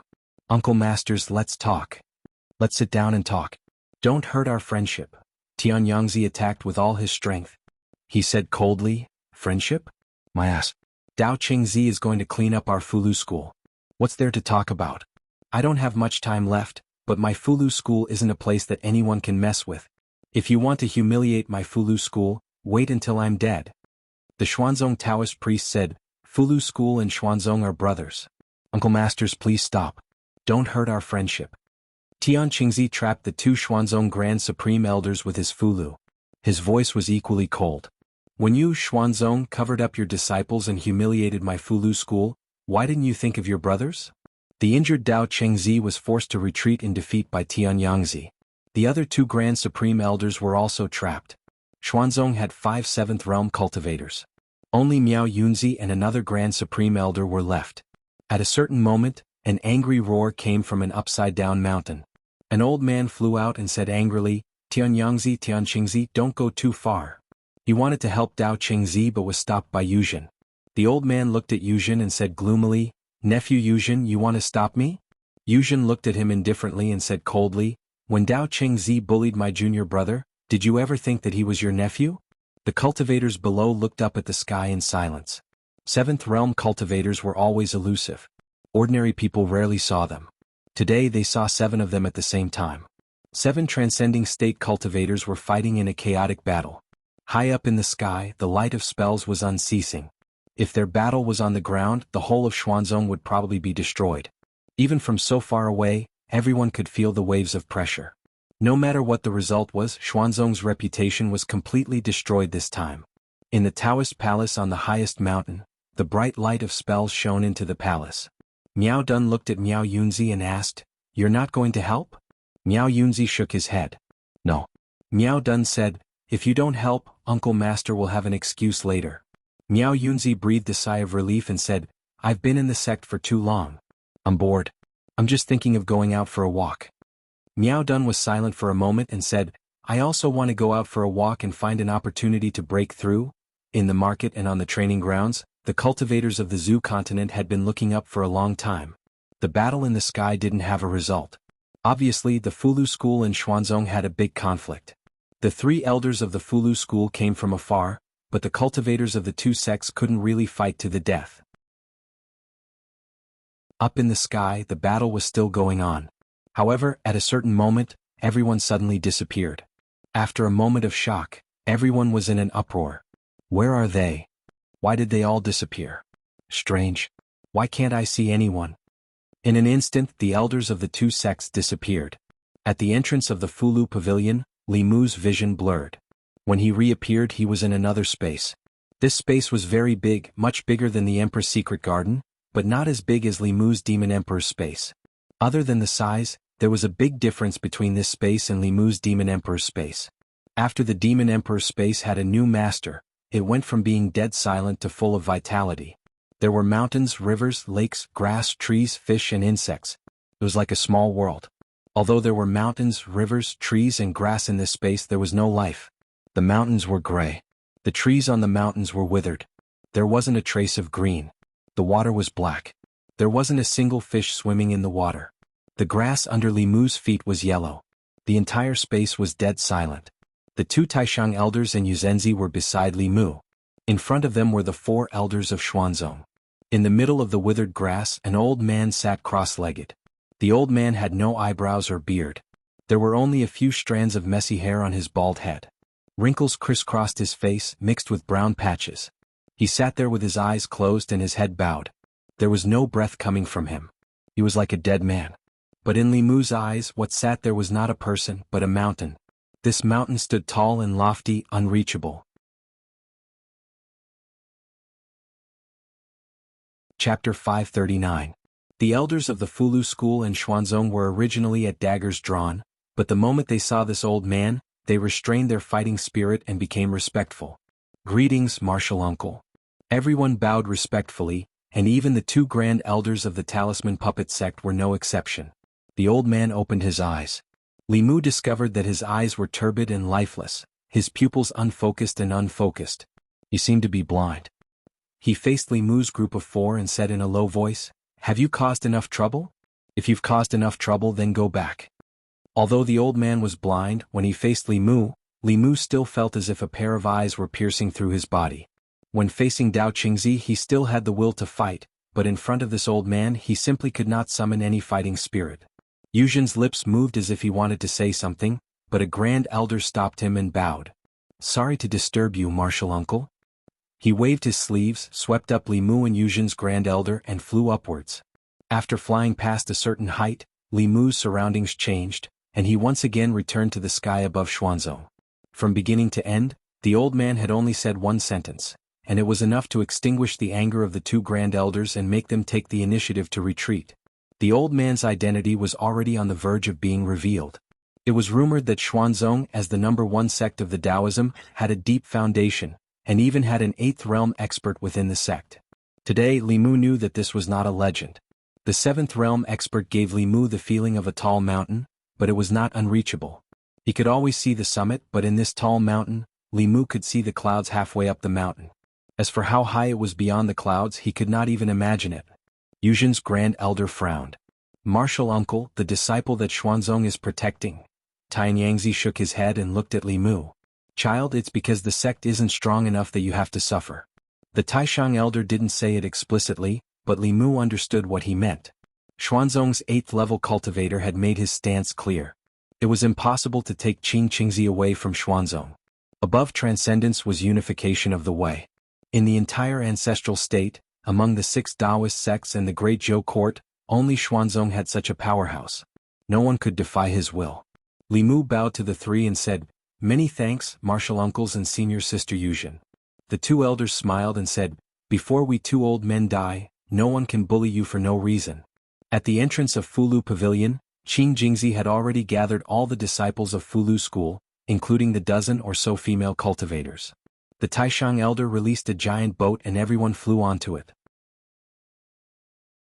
Li Mu stood at the bow of the boat, raised his hand and gently pressed down. An enormous handprint appeared in the sky above the talisman pavilion. Boom! There was a loud noise and dust. From then on, there was no more Fulu Pavilion in Xuanzong. Li Mu looked around and imprinted everything here in his mind. One day he would return to this place. Soon, the flying boat turned into a stream of light and flew into the sky, disappearing into the horizon. Countless cultivators looked into the distance. They would never forget their experience in Xuanzong, nor would they forget the immortal legend who dared to fight a transcendence cultivator with a creation realm cultivation.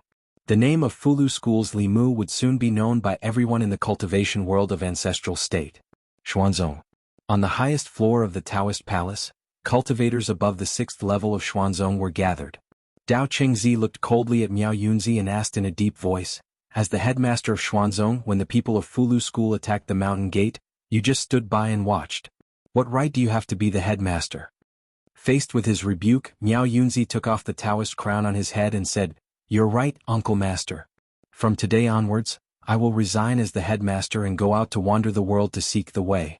The headmaster position will be temporarily taken by other brothers." Senior brother, please reconsider." Several people in the Taoist palace changed their expressions and tried to persuade him. Miao Yunzi just waved his hand and said, "I've made up my mind. There's no need to say more." Dao Qingzi picked up the Taoist crown that symbolized the position of the headmaster of Xuanzong and said lightly, "You are a sinner of Xuanzong. You are indeed unfit to be the headmaster. Miao Xuanzi, you will temporarily take the headmaster position." A figure stood out and took the Taoist crown. He said respectfully, "Yes, master." The Grand Elder acted arbitrarily and forced the headmaster to abdicate and let his disciple take over. This caused many elders to be dissatisfied. How can the headmaster position be decided by the Grand Elder alone? Grand Elder, you're overstepping your bounds.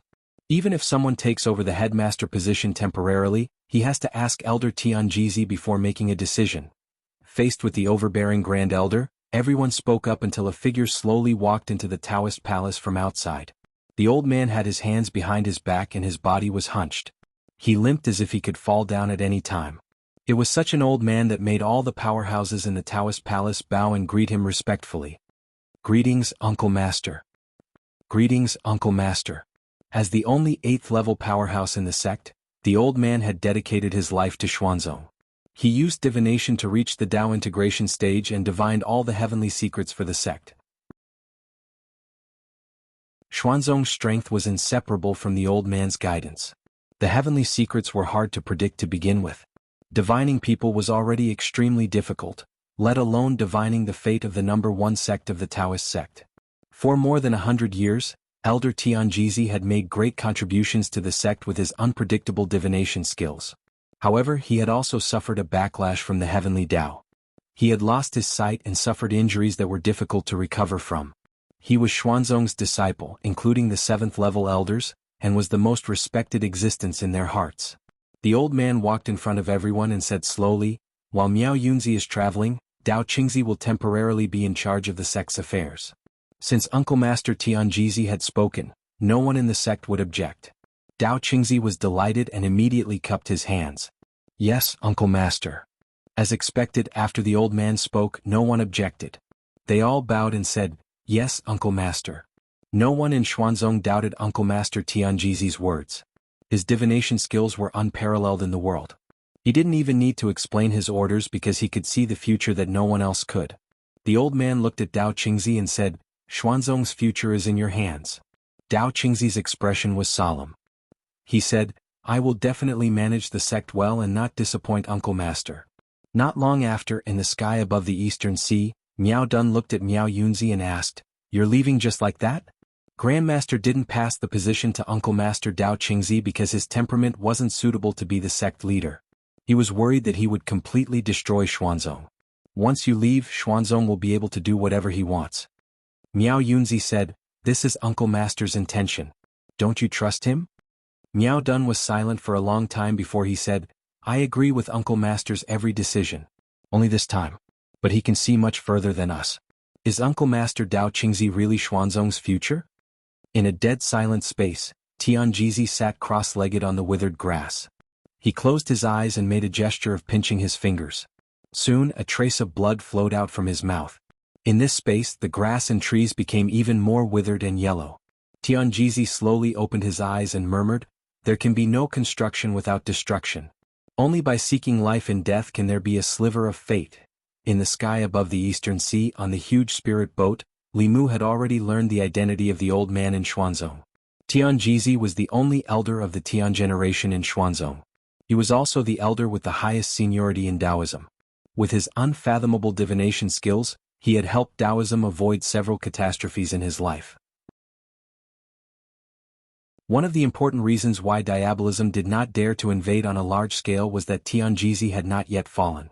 But this was not a reason for Xuanzong to bully others. Li Mu had promised Xiao Bai that he would let her personally avenge the death of her clan members. He had left Xuanzong today, but the matter between him and Xuanzong had only just begun. Li Mu contacted Xianxia with a communication talisman and told him that he was going to rebuild the Fulu Pavilion in Chengdu. Li Mu did not intend to be so ruthless, but now that things had come to this, he no longer needed to give Xuanzong any face. At this moment, a large portion of the Zhou province cultivators in Xuanzong had reserved the Fulu Pavilion. They would come to Great Zhou Chengdu to collect talismans within 3 months. The price was so low that it defied common sense. If others were to write talismans, they would naturally lose out. But if Li Mu did it himself, he would make a great profit. He wanted to build a cultivation market square in Chengdu that was even larger than Xuanzong. The imperial court would only take a maximum of 10% of the profits from the peddlers in the market square. He would also build a Dao field next to the market square and invite experts from the Department of Worship to preach the Dao every few days. The market square and Dao field would be open all year round. With the imperial court's influence and Chengdu's excellent location at the center of the Zhou continent, this Taoist exchange meeting in Xuanzong would be the last.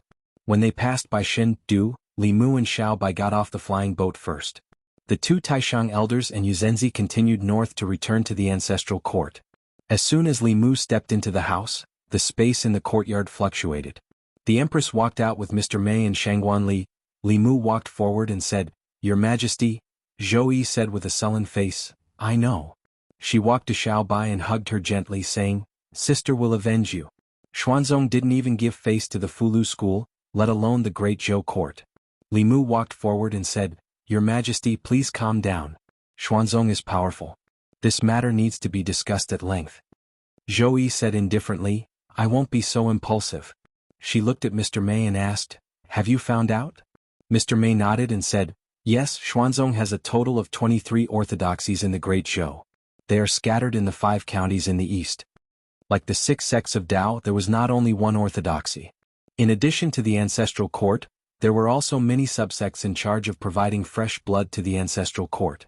Many disciples of the ancestral court were promoted from these subsects. Generally speaking, the Great Zhou court would provide convenience for these subsects. For example, they would be given some blessed land with abundant spiritual energy as a mountain gate for them to use for free. Zhou Yi said coldly, Order the 5 counties to take back the land the court gave them. Tell them to get lost. From now on, there is no Xuanzong Taoist field in the Great Zhou.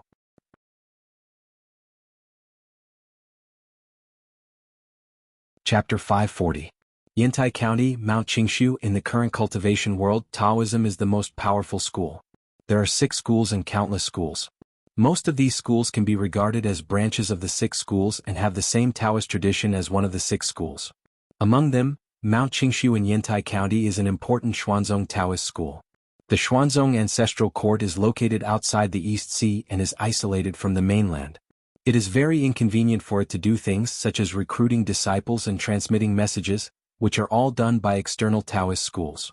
As the Taoist school of Xuanzong, the #1 school of Taoism, the Qingshu school has an extremely high status in Yantai County. It has about 100 disciples. Its headmaster is a peak creation stage expert and is an elder of the Hua generation in Xuanzong. Xuanzong has a revered status in the cultivation world. The Great Zhou court also opens the doors to them to set up Taoist schools in various counties and gives them extremely preferential treatment in several eastern counties. Not only does it give them famous mountains and caves to use as gates, it also uses the court's resources to build Taoist temples for them and recommend extremely talented disciples for them, etc. Today, a flying boat suddenly flies towards Mount Qingshu. On the flying boat are several cultivators with high levels of power. They fly to the sky above Mount Qingshu, then put away the flying boat and land. The Qingshu temple's guarding disciples recognize that the newcomer is the Yantai County governor. They step forward and say, "Sir, please wait here for a moment. I'll go to the temple to report to the abbot." The Qingshu temple is backed by Xuanzong, so it does not care about ordinary people. Even if it is an official of Yantai County or a cultivator below the 6th level who comes to visit, they must wait outside the gate. But this time the Yantai County governor does not wait here. He just waves his hand indifferently and says, "No need." His face darkens. He says, "Do it." Boom. A Yantai County governor picks up a huge hammer, flies up and smashes it fiercely on the Qingshu school's gate. Under this blow, the Qingshu school's lofty gate, together with the huge plaque with the 3 words Qingshu School written on it, shatters and collapses with a loud rumble. The 2 guarding disciples are already dumbfounded.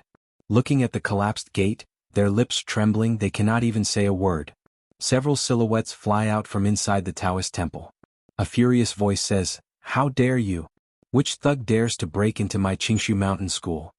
A man in a Taoist robe flew out of the temple. When he saw who it was, his expression changed and he asked in shock, "County Governor Qin, are you crazy?" The Yantai County governor stood in the air and said faintly, "His Majesty has decreed that from today onwards, Xuanzong Taoist temples are prohibited within the Great Zhou." "Then where do you want us to go?" the man asked furiously. The Yantai County chief says expressionlessly, "This is your own business. I'll give you a day's time to quickly move out of Mount Qingshu. Otherwise the county office will take coercive measures. At that time, anyone who dares to obstruct the court's official business will be killed without mercy." The man in the Taoist robe had a gloomy expression. The Yantai County chief did not seem to be joking, and it was impossible for him to make such a joke. This time the Great Zhou court is serious. This is a big matter for both the Qingshu school and Xuanzong. He immediately flew back to the Qingshu mountain school, took out his communication magic tool, and contacted the ancestral court. At the same time, the great meeting hall of the Xuanzong ancestral court has already become a pot of porridge. The Qingshu school sent a message. The Great Zhou court gave them a day's time to move out. This is too much. The Tianxin school just sent people. They said their mountain gate was smashed by the Nanyang County governor and the Great Zhou court wants to occupy their Taoist temple to raise chickens and ducks. The Cave Abyss school was also asked to move out. Why did the Great Zhou court suddenly attack my Xuanzong? Today, all of Xuanzong's Taoist temples in Great Zhou were given an ultimatum by the Great Zhou court. They were ordered to move out within a day. It seemed that the Great Zhou court wanted to expel Xuanzong's Taoist temples and drive them overseas. Dao Qingzi had only been in charge of Xuanzong for 2 days and this happened. This made his expression extremely ugly. He said coldly, "What is the Great Zhou court trying to do?" At this time a Xuanzong elder stepped forward and said, "Martial Granduncle, this must have something to do with Ling Jizi of the Fulu school." Dao Qingzi felt a headache when he heard this name. His reputation was completely ruined by this person. This person made him lose face in front of all the cultivators in the world. Dao Qingzi wanted nothing more than to cut him into pieces. He asked in a low voice, "What does this have to do with him?" The Xuanzong elder Taoist priest said, "Martial Granduncle, you may not know this, but Ling Jizi is not only a second-generation disciple of the Fulu school, but he is also an important official of the Great Zhou. He has authority in his hands. There are even rumors that he is the exclusive property of the Great Zhou Empress. Perhaps because he suffered a loss in Xuanzong, the Great Zhou Empress became angry and took revenge on Xuanzong for her lover. Regardless of the reason, the Great Zhou court's actions did not sit well with Xuanzong. These dozens of Taoist temples were very important to Xuanzong. They were responsible for providing the sect with new blood. The Great Zhou Court's expulsion of these Taoist temples from the country would not affect Xuanzong too much in the short term. However, in the long term, it was a plan to remove the firewood from under the cauldron. As long as Xuanzong opened his mouth, countless people in the cultivation world would join him. However, geniuses needed to be nurtured from a young age. If they missed the opportunity, it would be very difficult for them to become a top expert in the future. In the face of the Great Zhou Court's coercion, Dao Qingzi was silent for a moment. Then he said, "Move a few more islands and temporarily settle them here. Xuanzong has been passed down for thousands of years and has seen many dynasties change. If the Zhou dynasty thinks that they can challenge Xuanzong, I don't mind supporting a new ruler of Zhou province." No one expected Ling Jizi's revenge to come so quickly. All of Xuanzong's Taoist temples were expelled from the country, and a good exchange meeting was ruined. In just a few days, 30% of the cultivators left for Shendu of the Great Zhou. It would not be long before what happened in Xuanzong in the past 2 days spread throughout the cultivation world of Zhou province. As the #1 sect of Taoism, they had lost all face. Xuanzong no longer had a foothold in Great Zhou. At this time, a group of cultivators came from the Thousand Fox Nation in the distant Life province. Ever since the Thousand Fox country and the Great Zhou dynasty had formed an alliance, they had opened up a trade route to each other. Zhejiang County and the Thousand Fox country had even opened up a trade route. Various large sects and families had gradually begun to do business with the demon country. They used spiritual jades, magic treasures, pills and other items to trade for the Yao nation's abundant spiritual medicines and profited a lot. In the imperial palace, Illusion Princess paced around in her chambers and muttered to herself, "Humph, it's been so long and he still hasn't come to see me. He doesn't recognize me after he's done with me. Bastard." At this time, Fox 6 suddenly rushed in and said, "Your Majesty, I just heard something from those human cultivators." Illusion Princess said angrily, "I don't want to hear it now." Fox 6 said, "It's about Li Mu." Illusion Princess immediately looked up. "Speak." Fox 6 said slowly, "I heard a few human cultivators discussing something. They said that a few days ago, Li Mu and Xuanzong had a conflict. Even the 7th realm elders of the two sects were alerted." Fox 6 described Xuanzong's matter in detail. After hearing this, Illusion Princess was furious. She gritted her teeth and said, "Damn it, how dare they bully my man. I'll bring people to flatten their sect." Fox 6 hurriedly advised, "Your Majesty, don't be rash.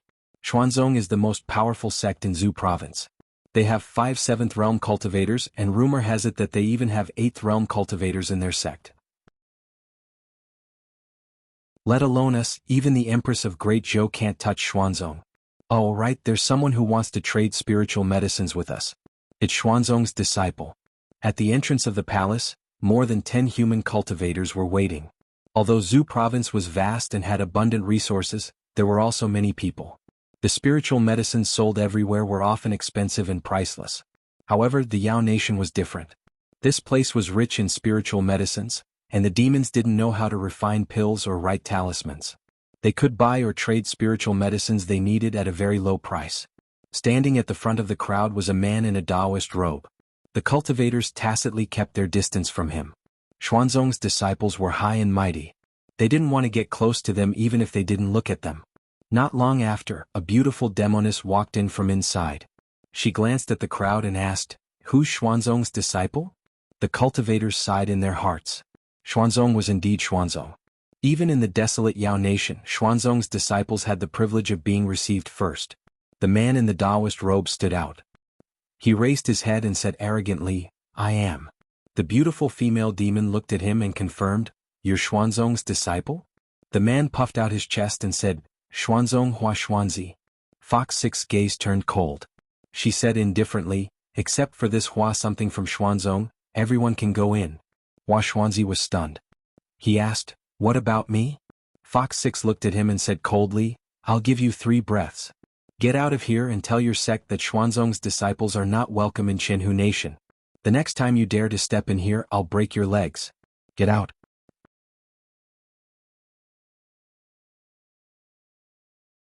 Chapter 541. The cultivators in front of the Palace of Thousand Fox were stunned. They did not know what was going on. Xuanzong's disciples were respected wherever they went, but they were being targeted in the Yao nation. While Hua Xuanzi was still stunned, Hulu had already started counting down. 1 2 3, As soon as she finished her last word, several palace guards flew out. Several beams of Dharma spells engulfed Hua Xuanzi. Hua Xuanzi was Xuanzong's disciple after all. He instantly retreated. He floated in the air and said with a gloomy face, "Do you know what you're doing? How dare you treat Xuanzong like this? Have you foreseen the consequences?" A level 6 demonic corpse flew out of the palace. Hua Xuanzi shut his mouth completely when he sensed the powerful aura. He turned around and ran. He had no choice but to lower his head when he was under someone else's roof. He had to hurry back to the sect and tell the elders what had happened here. The other 10 or so cultivators slowly walked into the palace. The first thing they saw was a human statue. There was also a similar statue at the city gate of Thousand Fox Nation. The appearance of 2 human statues in the Yao Nation reminded them of a rumor. It was said that the current queen of Thousand Fox Nation, the ruler of half of the Yao Nation, had an extraordinary relationship with an important minister in the Great Zhou. When they saw the 2 statues, they connected it to the conflict between Li Mu and Xuanzong. Then they connected it to Thousand Fox Nation's rejection of Xuanzong. They knew that the rumor was not just a rumor. In the bedroom, Phantom Princess said to the voice transmission instrument unhappily, "You didn't even tell me about such a big thing. Who do you think I am?" Divine Capital, Li Mansion. Li Mu glanced at Lu Hanyin, who had just returned to Divine Capital. She was talking to Wanwan and Xiaobai. He said, "It's not a big deal, so I didn't want to tell you." Phantom Princess did not dwell on the matter. She asked, "When will you come to see me?" Li Mu whispered, "I have a lot of things to do in the next few months. When I'm done, I'll go see you." Illusion Princess rolled around on the bed and asked with a red face, "I missed you. Did you miss me?" Lu Hanyin had already noticed this. If he dared to flirt with her here, he would die here today. Li Mu whispered, "It's not convenient now. I'll contact you later." By the time he put away the sound-transmitting Dharma artifact, Lu Hanyin had already walked over. She looked at Li Mu and said indifferently, "Come with me." Li Mu followed her into the room and said, "I bought some clothes for you. See if there's anything you like." Lu Hanyin sat on the chair and said, "Don't worry." Li Mu continued, "A few days ago, we saw Wanwan and her parents and family members in the Immortal's capital. They were the same as before. In order to prevent Wanwan from seeing them sad, I sent people to chase them away." Lu Hanyin nodded and said, "Well done." Then she looked at Li Mu and asked, "Who will you contact later?" Although Li Mu had been hiding it from the Empress, he did not plan to hide it from Lu Hanyin. He looked up at her and said, "There's something I need to confess to you." The accident in Thousand Fox Nation had always been something that Li Mu was too ashamed to talk about. As an indomitable man, he withstood countless temptations, but in the end he was defeated by a fox. Lu Hanyin's face darkened and asked, "Does Xiaobai know?" Li Mu shook his head and said, "I haven't told her yet. Listen to me. That was really an accident. I didn't expect." Lu Hanyin stood up and snorted coldly. She said, "It's useless to explain to me. You'd better explain to Xiaobai." She walked out of the room and left Li Mu alone. Li Mu decided not to tell Xiaobai that he already had another fox by his side. The most important thing now was to let her take revenge for the murder of her clan and her grandmother. This had become an obsession in her heart. The Heavenly Fox clan's obsession with revenge was so deep that her cultivation had been stagnant for a long time. Li Mu walked to the yard and asked them to choose a few sets of clothes. Then he went to Jianghu Palace. As soon as he took out the clothes, Zhou Yi glanced at him and said, "They chose these, didn't they?" She got an affirmative answer from Li Mu's expression. She snorted softly and said, "I knew it. If they didn't choose the leftovers, you wouldn't give them to me." Li Mu said helplessly, "Your Majesty, you misunderstood me. I have already chosen a few sets for you. I just wanted to let your Majesty see if there are any that you like." He took out a few other sets of clothes and said, "I have already chosen these for your Majesty." Zhou Yi soon forgave Li Mu and went to the inner hall to try on the clothes. Li Mu looked at Mr. Mei and Shangguan Li and said, "You can also choose a few sets. Although they are not treasures, they look good on you." Mr. Mei glanced at him indifferently and said, "They only gave us the leftovers after others chose." Li Mu waved his hand and put away all the clothes. He said indifferently, "Take it or leave it." Mr. Mei said angrily, "You heartless man. I even asked Zhu Wei to help you get information. How can you treat me like this?" Li Mu was a little slow in putting away the clothes. He asked, "What information?" Mr. Mei glanced at him indifferently and asked, "Do you want to know the background of Xiaobai's enemy?" Li Mu said, "Xuanzong's 4th-generation disciple." Mr. Mei crossed his arms and said, "Are you stupid? Xuanzong's fourth-generation disciples are also born and raised by their parents. I mean, what country he is from, what his identity is, and who else is in his family? Li Mu paused and said, actually, I was just joking. I have already looked out for Sister Mei's clothes. These clothes are very suitable for your temperament? Shangguanli asked. What about me? Li Mu waved his hand and said, go away. You can choose after Sister Mei finishes. Shangguanli took out a secret document from her sleeve and said, I have the information from Zhu Wei's investigation. Li Mu took a deep breath and a smile appeared on his face again. He said, good Ali, how could I forget you? I was just joking just now. Of course you should choose first. With Sister Mei's age there aren't many things here that she can wear. It won't be too late to choose later. In Chang'e Palace, Mr. Mei held some clothes and snorted, how can there be such a shameless person in the world? Shangguanli glanced at him and said, a few days ago you said that he dared to fight against transcendence with the Fate Realm. He was loyal and righteous. He was a trustworthy person. Li Mu held a secret document in his hand. It was sent from Xuanzong by Zhu Wei's spy. Li Mu did not expect that the imperial court spy would be placed in Xuanzong. This secret document recorded Qing Qingzi's identity in detail. Qing Qingzi's original name was Zhao Chen. He came from a cultivation family in Yan. The Yan kingdom was a small kingdom to the south of Zhuzhou. Its strength was very weak, far inferior to the Xin kingdom, the Jing kingdom and the Yong kingdom. It was a vassal state of the Great Zhou. For the past 100 years, it had paid tribute to the Great Zhou in order to obtain the Great Zhou's protection and prevent other countries from annexing and invading it. Li Mu left the imperial palace and went directly to the Honglu temple. Since the last tribute, all the countries in the south except Yong had sent envoys to the divine capital. After receiving Li Mu's order, the Honglu temple official immediately sent for the Yan's envoy. A thin man quickly stepped into the room and said nervously, what instructions does your excellency have for this humble subject? Li Mu asked, can you get in touch with the Yan imperial family? The thin man immediately nodded. Your excellency, we can. Yan imperial family. The envoy sent a message from the Great Zhou's divine capital, causing the entire Yan imperial family to panic. The son of the Zhao family was fortunate enough to join Xuanzong. This was supposed to be the glory of the Zhao family and the Yan imperial family. Unexpectedly he was wanted by the Great Zhou court. The Yan imperial family was a vassal state of the Great Zhou. The Great Zhou court directly sent the document to the Yan imperial family. As the most powerful country in Zhuzhou, if the Great Zhou was angry, a small country like the Yan imperial family would be silently reduced to ashes. After receiving the message from the Great Zhou court, the Yan imperial family immediately held an emergency meeting and made a decision in the shortest time possible. The order from the Great Zhou could not be disobeyed.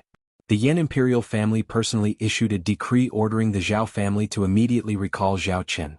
In the Zhao family, after the messenger left, the head of the Zhao family snorted and threw the imperial decree on the ground. He stepped on it and said, bring me a sound-transmitting Dharma artifact. I want to ask Qing for his opinion. Xuanzong. Qing Qingzi knelt before Dao Qingzi and said worriedly, Grand Elder, the Great Zhou court is pressuring the Yan imperial family to force my father to hand me over. What should I do? A small country dares to ignore the Xuanzong. Dao Qingzi stood up and waved his sleeve. He said indifferently, in that case, let the Yan imperial family perish.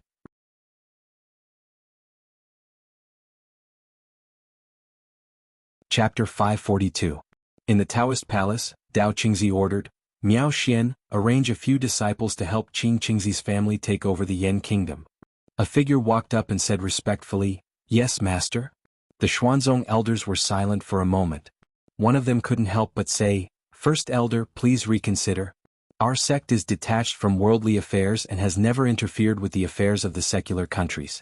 If we interfere with the internal affairs of the Yan kingdom, we will be criticized. Dao Qingzi said lightly, the Yan kingdom is a small country. They are willing to be the loyal dog of the Zhou dynasty and look down on the Xuanzong. If we don't punish them as an example, there will be others who don't know what's good for them in the future. I will show my power. No one is allowed to say anything. Tianjizi had personally ordered that the Grand Elder would take over after the sect master left the sect. The group of elders couldn't disobey his decision. The Grand Elder's personality wasn't good before, but it wasn't like this. Everyone faintly felt that he had lost all face in front of all the cultivators in the world. A demon had already formed in his heart, and it was causing his personality to change from extreme to even more extreme. If this continued, no one knew what would happen to Xuanzong. The more he wanted to protect the sect's reputation, the more the sect's reputation would be lost. If he had dealt with it impartially and handed over Qingqingzi, the sect's reputation would still be slightly damaged, but things wouldn't have turned out this way. All the dojos were taken back, the outer sect disciples were expelled, and the inner sect disciples were ostracized in the Great Zhou and the Yao Kingdom. In the hearts of all the cultivators, the 1,000-year-old sect's reputation was ruined. At this moment, many elders began to doubt whether Tianjizi's decision was right. Under the Grand Elders' arrangement, a few elders of the Fifth Realm left the sect quietly and went to the Yan Kingdom. A few days later, in the divine capital of the Great Zhou. In the morning court, the envoy of the Yan Kingdom knelt in the Ziwei Palace and begged, "The rebels of the Yan Kingdom have surrounded the palace.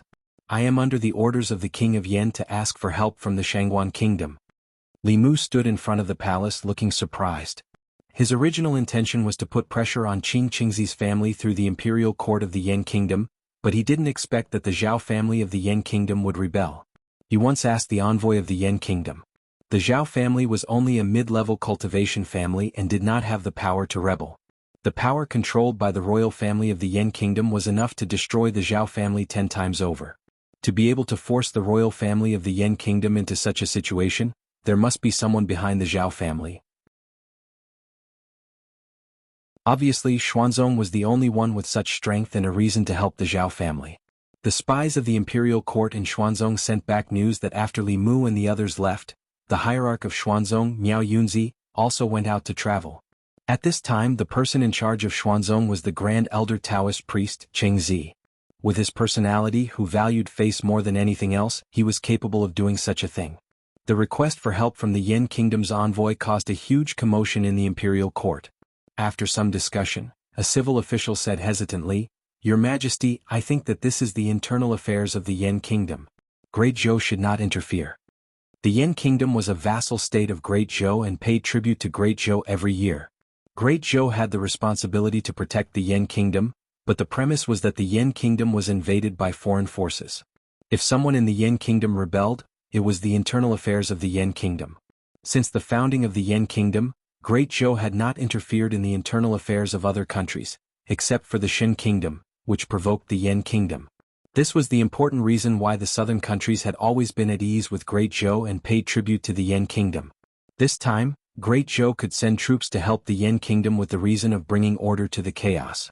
Next time, it might use other reasons to interfere in the internal affairs of other countries. Once this rule was broken, the southern countries would be in a state of panic, which was not good for the stability of the Zhou continent.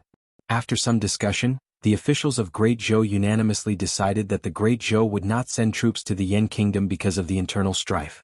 After the court, the officials of Great Zhou dispersed.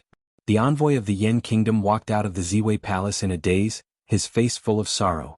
This was the sorrow of a small country. Being caught in the middle of the great powers, its fate was no longer in its own control. The Yan Kingdom would soon fall into the hands of the rebels. At this moment, a figure walked past him. Suddenly, something fell from his sleeve. The envoy of the Yan Kingdom picked up a stack of yellow paper talismans and called out to the young official of Great Zhou who had plunged the Yan Kingdom into a whirlpool. He said in a hoarse voice, "Sir, you dropped something." Li Mu turned his head and said lightly, "I didn't drop anything." The envoy of the Yan Kingdom was stunned for a moment. He looked down at the stack of paper talismans in his hand. The talismans on the fulu were extremely complicated. He felt a little dizzy just by looking at them. The talisman paper seemed to be made of special materials. Each piece of fulu seemed to contain boundless power. He had clearly dropped it just now. Why did he deny it? The young official had already walked far away. The envoy of the Yan Kingdom seemed to have realized something. He suddenly raised his head and his breathing began to quicken. Li Mu left the palace. He didn't go home. Instead, he went outside the city. Outside the city gate on the west side of the divine capital, there was a wide open space. The craftsmen of the Ministry of Works were busy. A super-large cultivation market was about to be built here. The major sects and cultivation families of the ancestral state were invited to move in. The purpose was to provide convenience for the cultivators of the ancestral state. They didn't have to travel thousands of miles to Xuanzong every 5 years. In the divine capital they could exchange for or buy the cultivation supplies they needed at any time. The imperial court also wouldn't charge them 30 to 50% of their turnover. They only had to pay a certain amount of taxes on time and they could continue to operate here. On the open space, the craftsmen of the Ministry of Works were very busy. This time the deadline was tight and the task was heavy. They needed to build a super large market in a month's time. Such a huge project would have taken at least half a year to complete in the past. However, the imperial court was very fast this time.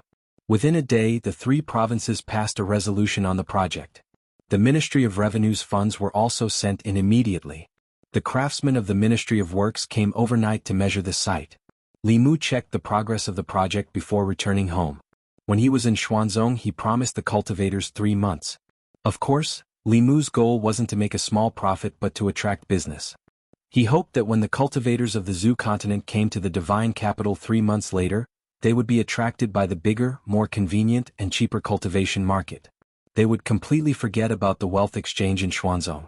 Although he wanted to immediately let Xiaobai take revenge, he was still far from being able to face Xuanzong head-on. He could only weaken Xuanzong from the side and look for an opportunity later. In these 3 months, Li Mu recruited the heads of the Fulu school. They couldn't guarantee a 100% success rate for creating high-level Fulu talismans, but they could for low-level Fulu talismans. Li Mu kept the Fulu talismans above the earth level for himself. Those below the earth level were handed over to them. For the next few days, Li Mu stayed at home to draw talismans. On a flying boat from the Great Zhou to the Yan Kingdom, a man touched the Fulu in his arms with an anxious expression. He didn't hesitate to overdraw his mana to increase the flying boat's speed to the maximum. Yan Kingdom, Yan Capital. Recently, a major event happened in the Yan Kingdom, causing the citizens of the Yan Kingdom to panic. The famous Zhao family of the Yan Kingdom recruited a few powerful cultivators from somewhere and rebelled against the royal family. After defeating the royal family's guards, they forced the royal family into the palace. Until the royal family activated the protective array, the 2 sides were in a temporary stalemate. Several figures floated in the air and attacked the array that covered the palace. The light of spells illuminated the entire sky, but the array didn't show any abnormalities other than shaking slightly. The head of the Zhao family flew into the air and said to a middle-aged man, "Elder, the royal family bought this array from the Spirit Array sect at a high price in the early years. It is said that it can withstand the attacks of powerful cultivators from Dongxian." The middle-aged man looked down at the array outside the Yan Kingdom's palace and said calmly, "It can withstand the attacks of a 6th-level cultivator, but without a 6th-level cultivator, it will take a few days to break this array." The head of the Zhao family said, "I am worried about the Great Zhou court. The royal family must have asked the Great Zhou court for help. If the Great Zhou court sends troops," the middle-aged man said, "don't worry. This is a matter of the Yan Kingdom. The Great Zhou court will not send troops. If they do, the sect will not sit by and watch." The head of the Zhao family breathed a sigh of relief and said, "Then I am relieved." Inside the array, the royal family of the Yan Kingdom looked at the figures floating in the air with bitter expressions. An elder sighed and said, "I didn't expect Xuanzong to make a move. To deal with a small country like the Yan Kingdom they sent several elders. They want to slap the Great Zhou's face, but the Yan Kingdom has suffered an unexpected calamity." The middle-aged man in the imperial robe said, "Now we can only place our hopes on the Great Zhou court." The elder shook his head and said, "The Great Zhou court will not send troops. When the array is broken, the Yan Kingdom will change hands. We can only hate the fact that the Yan Kingdom is so weak that we can't even control our own destiny." Although the array bought by the royal family of the Yan Kingdom from the Spirit Array sect was strong, it could not withstand the continuous attacks of several 5th-level cultivators. In just 2 days the array was at its limit. The head of the Zhao family floated in the air and looked at the array that was trembling violently under the attack of spells. A trace of passion appeared in his eyes. The Yan Kingdom would soon be under the Zhao family. In at most a few hours the array would be broken. However, at this moment, a ray of light suddenly approached from afar. It was a flying boat. The head of the Zhao family was no stranger to the flying boat. He was the Yan Kingdom's permanent envoy to the Great Zhou. Only the envoy returned.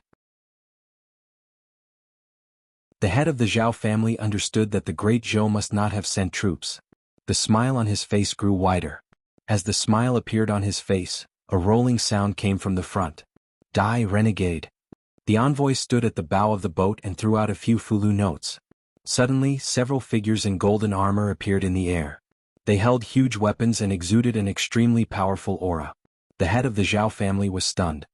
He said in shock, "What is this?" Looking at the golden-armored soldiers, the few Xian sect elders were also stunned. When they came back to their senses, the elder in the lead immediately said in horror, "It's a level 6 soldier. Retreat, retreat quickly." The news from the Yan kingdom reached the fairy's capital 5 days later. In the Yan kingdom, the Zhao family rebelled and forced the emperor to abdicate. In the end, the Zhao family was suppressed by the royal family. Because of the serious crime of rebellion, the entire Zhao family was executed. Only the son, Zhao Qingyuan, who was in Xuanzong, escaped. In the Li residence, Li Mu peeled an orange and fed Xiao Bai and Wanwan a slice each. That Qing Qingzi should be able to understand part of the pain that Xiao Bai went through now, right? In Xuanzong, Qing Qingzi knelt on the ground with a blank expression. He had yet to recover from the heavy blow. His family failed to seize power and was executed by the royal family of the Yan kingdom. Now he was the only member of the Zhao family who was still alive. How could this be? How could this be? The Yan kingdom was only a small kingdom. The most powerful person in the royal family was only at the 5th level. This time the sect directly sent 5 5th-level elders. How could this fail? How could his family die? Dao Qingzi's face darkened. He asked, "What happened?" A 5th-level elder who came back from the Yan kingdom said in grief and indignation, "It's the golden armor divine soldier seal, a heaven-level golden armor divine soldier seal." The royal family of the Yan kingdom summoned 3 6th-level divine soldiers. We were no match for them at all. If they didn't intend to let us go, all the disciples would have died in the Yan kingdom. Miao Xuanzi gritted his teeth and said, "Fulu school. It must be the Fulu school's interference.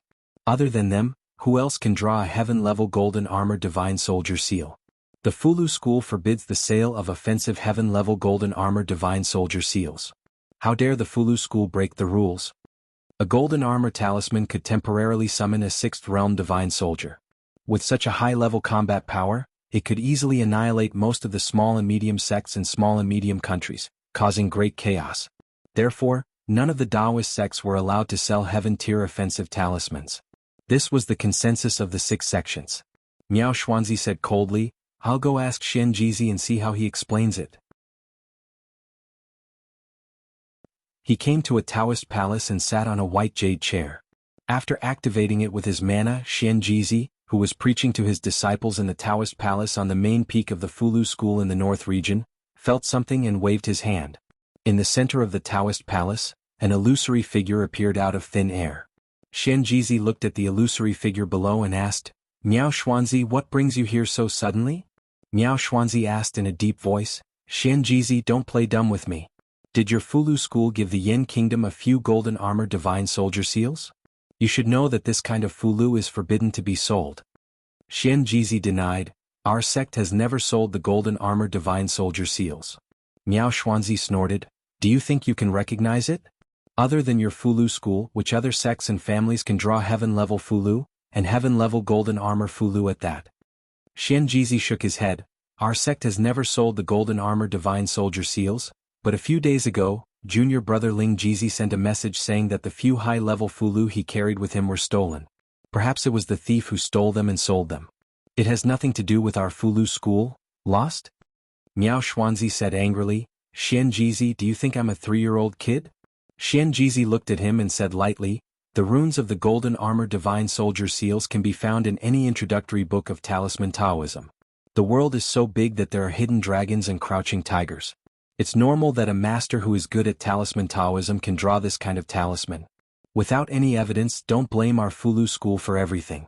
Do you think that Xuanzong must be behind someone in the Yan kingdom's rebel army who used high-level Taoist magic arts?" Miao Xuanzi's lips moved, but he was speechless. Finally, he waved his sleeves and the projection gradually dissipated. Seeing him disappear, Xianxia took out his voice-transmitting celestial artifact.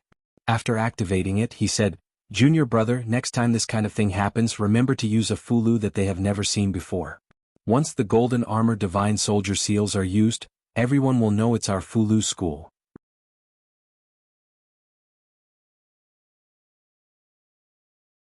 Chapter 543. Li Mu was the cause of the Yan imperial family's calamity. Even if the great Zhou couldn't send troops to help, Li Mu wouldn't just sit by and watch. The 6 Taoist sects were detached from worldly affairs and never participated in worldly struggles for imperial power.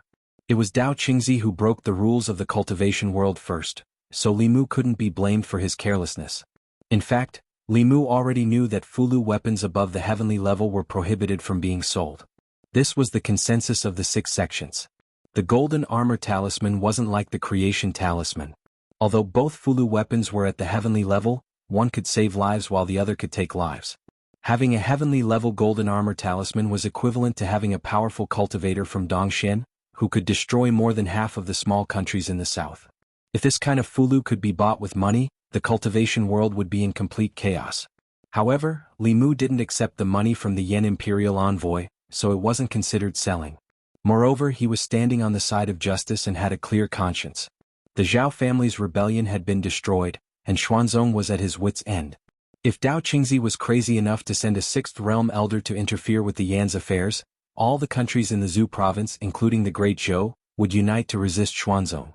The imperial courts of the various countries and the Taoist sects had always minded their own business. No matter which country it was, the imperial court didn't want to have a power above their country. Even the Great Zhou wouldn't interfere with the internal affairs of other countries. Li Mu and Xuanzong had been at odds ever since Dao Qingzi chose to protect Qing Qingzi. Unfortunately, he didn't have a Dao integration cultivator by his side. Otherwise, he could have led his men to Xuanzong's mountain gate and forced them to hand over Qing Qingzi. Li Mu also realized that his own strength and that of the Fulu school were still too weak. Otherwise, Xuanzong wouldn't have dared to offend the Fulu school for an inner disciple. All along, every step he took had been smooth sailing. The conflict with Xuanzong was his first major setback. Xiao Bai's enemy was in Xuanzong, but Li Mu couldn't avenge her. These days he had been blaming himself. This was probably the first time that Li Mu was so eager to improve himself and the people around him. The cultivation market in the divine capital had to be set up successfully. Li Mu needed enough spiritual jades and spiritual herbs to raise the overall cultivation of the talisman sect's disciples to a whole new level. At the very least, in terms of the number of middle and high-tier disciples, they would not lose to the profound sect. As for the 8th realm cultivators, there was no way. Over the past 10,000 years, the spiritual qi in this world had become thinner and thinner. It was no longer possible for a 9th realm cultivator to be born. Even 8th realm cultivators were hard to come by. Other than Tianjizi of the Xian sect, there was no other 8th realm cultivator in Taoism. The only sect that could have an 8th realm cultivator was the demon sect. However, Li Mu couldn't work with the demon sect. This notorious organization was the enemy of all righteous sections. Fortunately, the only person on the continent who had a chance of reaching the 8th realm was one of Li Mu's closest people. Today the Empress was wearing a piece of clothing that Li Mu gave her. She leaned lazily on the dragon throne and read the latest novel. As the continent's youngest 7th realm cultivator, Li Mu hadn't seen her cultivate. If the Empress had an 8th realm cultivation, why would he need to work so hard to accumulate strength and wait for Xiaobai to avenge her? He would have brought people to fight Xuanzong long ago. Zhou Yi felt Li Mu's gaze. She put down her book and asked, "Why are you looking at me?" If the Empress was willing to work hard, he wouldn't have to. Li Mu thought for a moment and said, "There's no point in always reading. Why don't your Majesty cultivate and try to break through as soon as possible?" Inside Xuanzong. Inside a Taoist palace, Qing Qingzi knelt on the ground with a crazed expression. He gritted his teeth and said, "Grand Supreme Elder, the Yen Kingdom's royal family humiliated our Xuanzong. I beg you to send the chief elder to the Yen Kingdom to kill the Yen Kingdom's royal family and raise the prestige of our Xuanzong." Dao Qingzi glanced at him and said, "Take him away and make him face the wall for 10 years. He's not allowed to step out of discipline peak for 10 years. Qing Qingzi was obviously crazy. If he killed the Yen Kingdom's royal family, Xuanzong would become the most powerful sect of the evil Dao. This was not what Dao Qingzi wanted. The 4th generation core disciples in the palace watched Qing Qingzi being taken away. Qing Xuanzi's face was even paler than Qing Qingzi's. He was glad that he didn't fight Li Mu to the death. Otherwise he would have been the crazy one. Dao Qingzi sat on the main seat. He closed his eyes and said, "You can all leave." The disciples bowed and left the Taoist palace. When Dao Qingzi was the only one left in the palace, the door of the Taoist palace slowly closed. Darkness shrouded Dao Qingzi. At this moment, a voice suddenly sounded in Dao Qingzi's ears. "Are you angry and unwilling to accept this?" Dao Qingzi's expression changed. He shouted, "Who is it?" Come out. He scanned with his divine will but didn't find a second aura. At this moment, the voice sounded again. Don't look for me. I'm in your heart. You're me and I'm you. Dao Qingzi had cultivated for more than 100 years. He knew what he had encountered. Even with his cultivation and temperament, his face couldn't help but turn pale. The voice continued, I know you're angry and unwilling to accept this. Among all the disciples, you're the most talented. You were the first to reach the creation realm, the first to step into Dongxian, and the first to transcend. However, your biased master still passed the position of sect master to someone else. You thought that if you were the sect master, Xuanzong would have been better than it is now, the voice laughed. However, when you took control of Xuanzong, you realized that things weren't like that. As the Grand Supreme Elder, you were humiliated by a fifth realm junior in front of countless cultivators on the Zhu continent. Xuanzong's dojo was taken away, the outer sect disciples were expelled, and the inner sect disciples were ostracized by the demon race. You're in charge of the strongest sect in the Zhu province, but you can't even do anything about a small country. Your life is a joke. Dao Qingzi's eyes were bloodshot. He said furiously, Shut up. I'm the Grand Supreme Elder of Xuanzong, a seventh realm cultivator. I'm second only to one person and above millions. The voice laughed even louder. Do you believe what you're saying? If you don't think you're a joke, why would I appear? Even if you have everything you want now, you can't even do anything to a junior. Isn't this a joke? Shut up, shut up, shut up. In the Holy Ji Palace at the highest point of the Xian sect, angry roars could be heard. Countless disciples of the Xian sect looked up and were terrified. They did not know why the Grand Elder was so angry.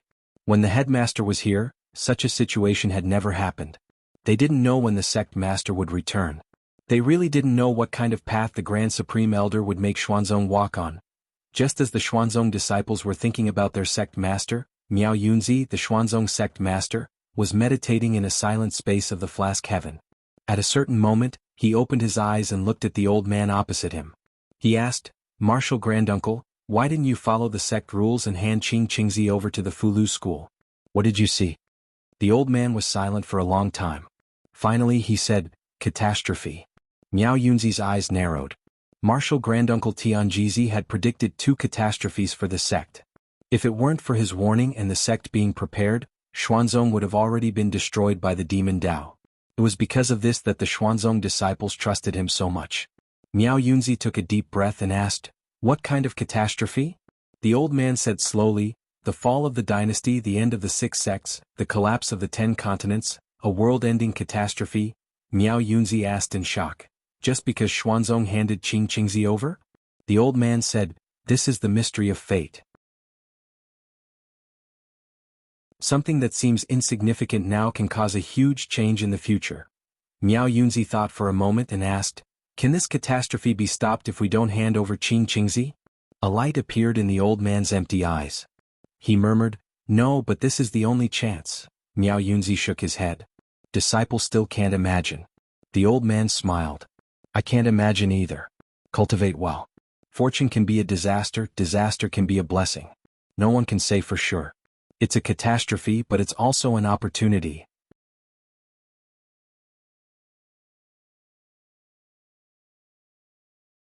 Chapter 544.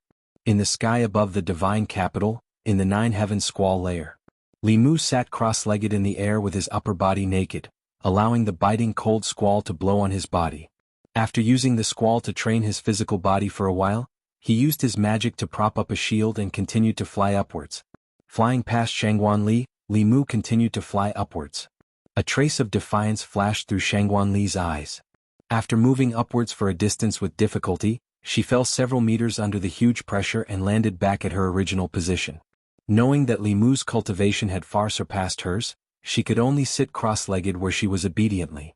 Before Li Mu started cultivating, she had already reached the 5th level with the help of the Empress.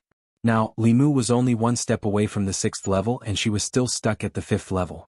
Sighing softly in her heart, Shangguan Li closed her eyes and continued to channel her magic, enduring the huge pressure brought by the squall.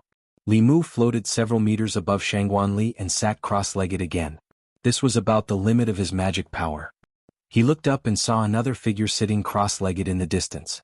After Xuanzong was taught a lesson, Li Mu deliberately realized his own slack. If he could use half of the time he usually spent fooling around and flirting to cultivate, he might not be so passive when he encountered similar situations again. Not only did Li Mu become diligent, but he also pulled the Empress to cultivate with him. Refining his body for 2 hours, tempering his magic power for 2 hours, practicing painting for 2 hours, writing talismans and dealing with political affairs. He spent 12 hours with the Empress every day. The remaining 12 hours, besides sleeping, were spent with his family and learning dragon language from Xianxia. Strictly speaking, sleeping was also considered cultivation. The speed of dual cultivation, especially Li Mu and Lu Hanyan's, was far faster than guiding and cultivating qi. Unfortunately, Li Mu's cultivation seemed to have encountered a bottleneck. No matter how hard he tried, he couldn't see any hope of breaking through. Going from Zhaohua to Dongxian was the first natural chasm on the path of cultivation. Other than hard work in cultivation to a certain extent, it also depended on luck. If the luck was there, one could break through the realm. If the luck was not there, one could be trapped for life. In addition to breaking through to the next realm, Li Mu was faced with another problem. Outside of Luoyang, the largest cultivation market on the Zhu continent was being built quickly. When the time came, thousands of cultivators from all over the Zhu continent would come to collect their fulu. When the market was completed, there would be no shortage of customers. What they lacked was merchants. A market that could accommodate hundreds of shops couldn't just have one fulu pavilion. The imperial court needed to attract important businesses such as the Pill Cauldron sect, the Spirit Array sect, the South sect, the North sect, and so on. If they could get the support of these 4 sects, they wouldn't have to worry about the market's future customers. The problem was that the Great Zhou court was obviously making an enemy out of Xuanzong. The Fulu school and Xuanzong had shed all pretense of cordiality, but the other sects hadn't. After all, the Taoist sects were one family. They couldn't help outsiders against their own family for a little benefit, even if the imperial court took 20% less of their profits than Xuanzong. If they couldn't convince these 4 sects, then the market that was about to be built in Luoyang would be a joke. Li Mu didn't have any relationship with these 4 sects, nor did he have such great influence. He could only place his hopes on Xianxia. For this reason, Li Mu personally returned to Mount Baiyun to discuss this matter with him. Hearing Li Mu's words, Xianxia shook his head and said, "This is very difficult. The other 4 sects have no enmity or grudge with Xuanzong. The Great Zhou and Xuanzong are at loggerheads.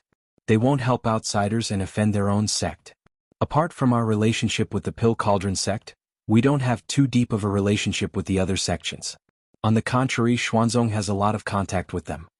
Li Mu had anticipated this situation before he came. He could only say, "Let's convince as many as we can first." The relationship between the Fulu school and the Pill Cauldron sect was indeed a bit closer. Back in Xuanzong, Li Mu and the Pill Cauldron sect's senior sister Jade Sun chatted happily. Once, the Fulu school even wrote a heavenly secret talisman for the Pill Cauldron sect. Li Mu had even comprehended the heavenly book of the Pill Cauldron sect. Xianxia thought for a moment and said, "Then junior sister, you go and contact senior sister Wuxia." Xianxia looked at him with a strange expression, but didn't say anything. He left the Dao Palace. Li Mu knew that the 6 sects had a special magic item that could transmit projections over long distances. The 6 sects often used this method to hold important meetings. Not long after Xianxia left, he came back and said to Xianxia, "Senior sister Wuxia said that if you want to discuss this matter, she wants you to go to the Pill Cauldron sect personally." Xianxia said decisively, "Nonsense. If the headmaster of a sect could leave the sect at will, I would have gone with you to Xuanzong last time. You go to the Pill Cauldron sect in my place." Xianxia shook his head and said, "Senior sister said it very clearly. If you don't go to the Pill Cauldron sect personally, there is no possibility of discussion." Li Mu instinctively felt that there was something hidden in this matter. Xianxia seemed to be very resistant to going to the Pill Cauldron sect. Before he could ask, Grand Elder Tianyangzi walked in from outside and said to Xianxia, "You go. In the past, we 2 old fellows weren't here. Now that we 2 old fellows have returned, even if you leave the sect for a year and a half, nothing will happen." Xianxia still wanted to say something, but Grand Elder continued, "Our Fulu school and Xuanzong have already reached this point. As the headmaster, you should think more about the sect." Xianxia was silent for a moment, then sighed and said, "Disciple understands." Li Mu had never seen Xianxia like this. Seeing him leave with a heavy heart, Li Mu was suspicious. He asked Xianxia, "What happened to senior brother?" Xianxia shook his head and said helplessly, Because the Pill Cauldron sect's senior sister Yuzenzi likes senior brother, and senior brother wholeheartedly wants to revitalize the sect. He doesn't want to be burdened by love affairs. Senior sister Yuzenzi's talent is outstanding, but because of this she is unable to transcend. Li Mu finally understood why when he and Xuanzong had a conflict, Xianxia got the news from Yuzenzi. However, to be honest, love affairs will indeed affect cultivation and the revitalization of the sect. If one only knew how to talk about love every day, how could one have time to cultivate? How could one have time to plan the future of the sect? No one knew this better than Li Mu. Being immersed in the land of warmth and tenderness all day will greatly breed laziness. Perhaps the Pill Cauldron sect wanted to facilitate the two of them to become Dao companions. Li Mu didn't know whether Xianxia didn't like Yuzenzi or was worried about the sect. If it was the former, then Li Mu also didn't want him to sacrifice himself for the sect. Feelings can't be forced. After all, Xianxia wasn't a lecherous person like Li Mu. Forcing him to spend his life with a woman he didn't like was rather too cruel. Li Mu walked out of the Dao Palace and saw Xianxia standing alone at the edge of a distant cliff. The mountain wind blew his Dao robe, making this figure appear particularly lonely. Li Mu walked to the edge of the cliff and said, "Regarding senior apprentice sister Yuzenzi, what does senior apprentice brother think in your heart?" Xianxia said deeply, "Before master's lifespan ended, he gave the Fulu school to me. What I bear is not a love affair but the rise and fall of the sect. As the headmaster, I must live up to the responsibility on my shoulders, live up to master's dying wishes, live up to the ancestors of the Fulu school and revitalize the sect." Standing together with Xianxia, Li Mu suddenly felt somewhat ashamed. He was also a disciple of the Fulu school and the future headmaster, but he didn't have the same sense of responsibility and mission as Xianxia. He never took the initiative to think about doing anything for the Fulu school. To strengthen the sect, to fulfill the wishes of the ancestors, to make the Fulu school the #1 sect of the Tao, for someone like him who controlled countless resources, this clearly wasn't too difficult a matter. Li Mu took a deep breath, and in his heart he strengthened a certain belief. He looked at Xianxia and said, "If senior apprentice brother trusts me, then hand the sect over to me. I will do my best to revitalize the Fulu school." Xianxia suddenly turned around and walked towards the Dao Palace in large strides. He said, "Senior apprentice brother, change your clothes. You also prepare to go to the Pill Cauldron school." Immediately. Li Mu stood in the mountain wind, looking at Xianxia's back as he left with large strides. His expression was somewhat chaotic.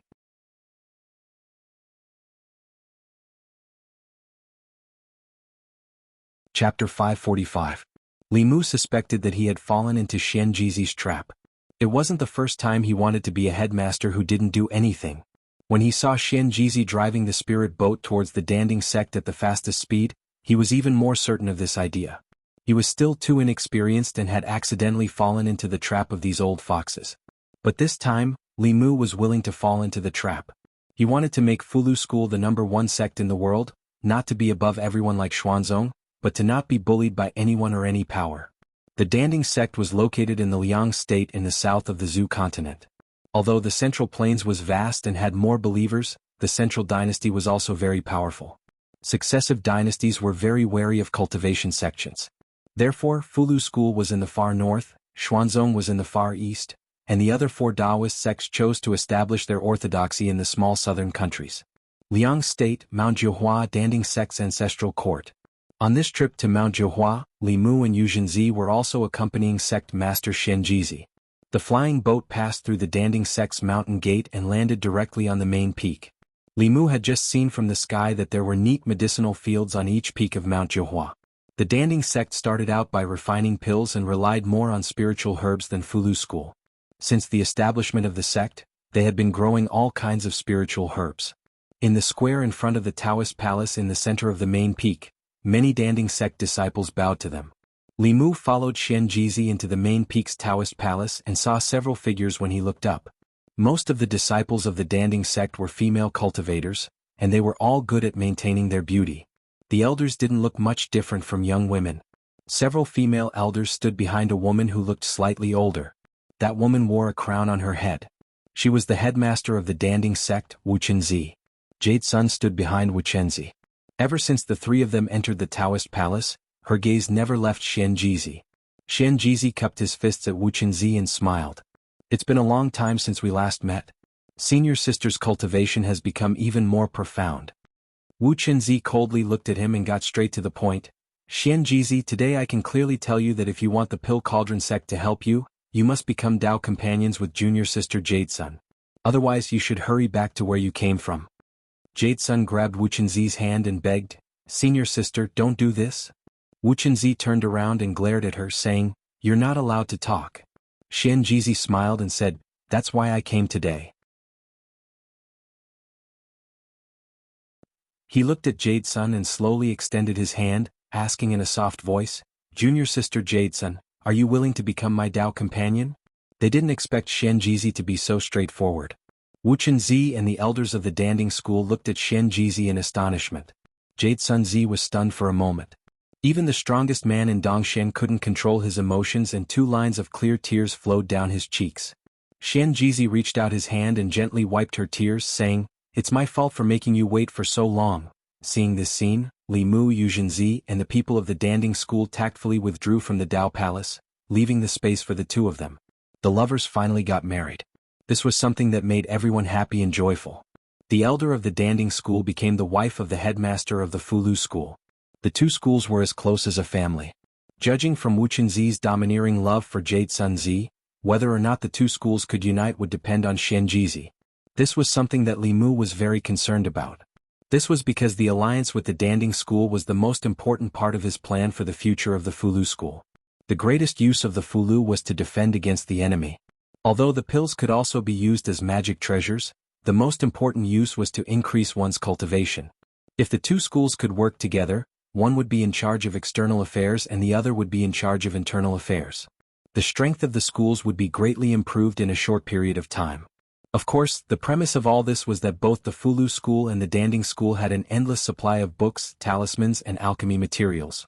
This would depend on the market in the fairies' capital. 3 months later, once the new market was approved by the cultivators of the Zhu continent, the 2 schools would no longer have to worry about materials based on the cultivators' reliance on the Fulu and pills. Li Mu stood outside the Dao Palace on the main peak of the Danding school. He was planning the future of the 2 schools in his mind. Suddenly, a strange wave of mana came from the Dao Palace behind him. At the same time, the surrounding heaven and earth energy also began to move. Yu Zhenzi was shocked and muttered, So fast. Wu Chenzi's face was filled with excitement. Li Mu still didn't know what had happened until he sensed 2 auras of the 7th level from the Dao Palace. One was Xianxia and the other was Jade Sun Zi. Like Yu Zhenzi, Jade Sun Zi of the Danding school had accepted the school's legacy many years ago. However, Yu Zhenzi had already reached the Transcendence realm a few years ago. Due to the unresolved knot in her heart, her cultivation had remained at Dongshan. Now that the knot in her heart had been resolved, her ascension was just a matter of time. All these years, Xianxia's greatest contribution was to bring a 7th-level cultivator to the Fulu school. Including the 2 Grand Supreme Elders, the number of 7th-level cultivators in the Fulu school had caught up to Xuanzong for the time being. Yu Zhenzi saluted Sect Master Wu Chenzi and smiled, Congratulations, senior sister. The Danding school has another Transcendence realm cultivator. Wu Chenzi glanced at the Dao Palace and said, I'm afraid I should be the one congratulating the Fulu school. Li Mu smiled and said, The Fulu Danding school and Fulu school are as close as a family. Congratulations to you, congratulations to you. Wu Chenzi looked at him and said, This must be junior brother Ling Jizi who caused a ruckus in Xuanzong, right? Xianxia was the main character in this trip to the Danding school. Li Mu didn't have the time to introduce himself. He saluted and said, Ling Jizi greets senior sister Wu Chenzi. Wu Chenzi said, Junior brother Ling Jizi is extremely talented and courageous. No wonder the 2 martial uncles of the Fulu school think so highly of you. Just as she finished speaking, 2 figures walked out of the Dao Palace hand in hand. Jade Sun Zi's aura was completely different from before. She held Xianxia's hand tightly with a shy look on her face. She was already a few decades old, but she still looked like a little girl who had just experienced her first awakening of love. Wu Chenzi glanced at Xianxia and went straight to the point. Yu Zhenzi said that the Danding school should open a Danding pavilion in the Great Zhou Shindu. Xianxia only smiled and said, Senior sister and junior brother Ling Jizi can discuss this matter. With that, he held Jade Sun Zi's hand and the 2 disappeared into the clouds. Wu Chenzi looked at Li Mu and was slightly shocked. She knew that Ling Jizi was valued in the Fulu school, but she didn't expect him to be valued to this extent. Xianxia clearly thought of him as the next headmaster of the Fulu school, and a future headmaster who would be in charge from now on. She glanced at Li Mu and said, "Come with me." Li Mu and her walked into the Dao Palace. Wuxia walked to the center of the hall before turning around and asking, "Do you know that what you are about to do will cause the Fulu school and Xuanzong to have no room for negotiation?" Li Mu smiled and said, "Is there a way to turn things around now?" The three transcendent experts of the Fulu school caused trouble in Xuanzong. Li Mu made Xuanzong's grand elder lose face in front of countless cultivators of the Zhu continent. The empress expelled the Fulu school's outer disciples and used their training grounds to raise livestock. There was no room for negotiation between them and Xuanzong. Wuxia didn't ask any further and said, "Xianxia asked you to discuss with me, which means that you alone can take charge of the Fulu school. Since you have decided, I won't try to persuade you anymore. From now on, the Fulu Danding School is a family. If you need the Danding School to do anything, just tell me." Wuxia was the head of the Danding School. If she could say these words, it meant that the Danding School had chosen to stand with the Fulu School in the face of Xuanzong. Li Mu pondered for a moment and then looked at her and said, "This matter isn't urgent. Today is the day that senior brother Xianxia and senior sister Jade Sun become Dao companions. Junior brother has a gift for the Danding School." He extended his hand and a jade slip appeared in his palm. He handed the jade slip to Wuxia with both hands. Wuxia took it and inadvertently scanned it with her divine sense. Her expression completely froze. She suddenly looked at Li Mu and said in shock, "This?" Li Mu smiled and said, "This is a small gift. It's not enough to show my respect."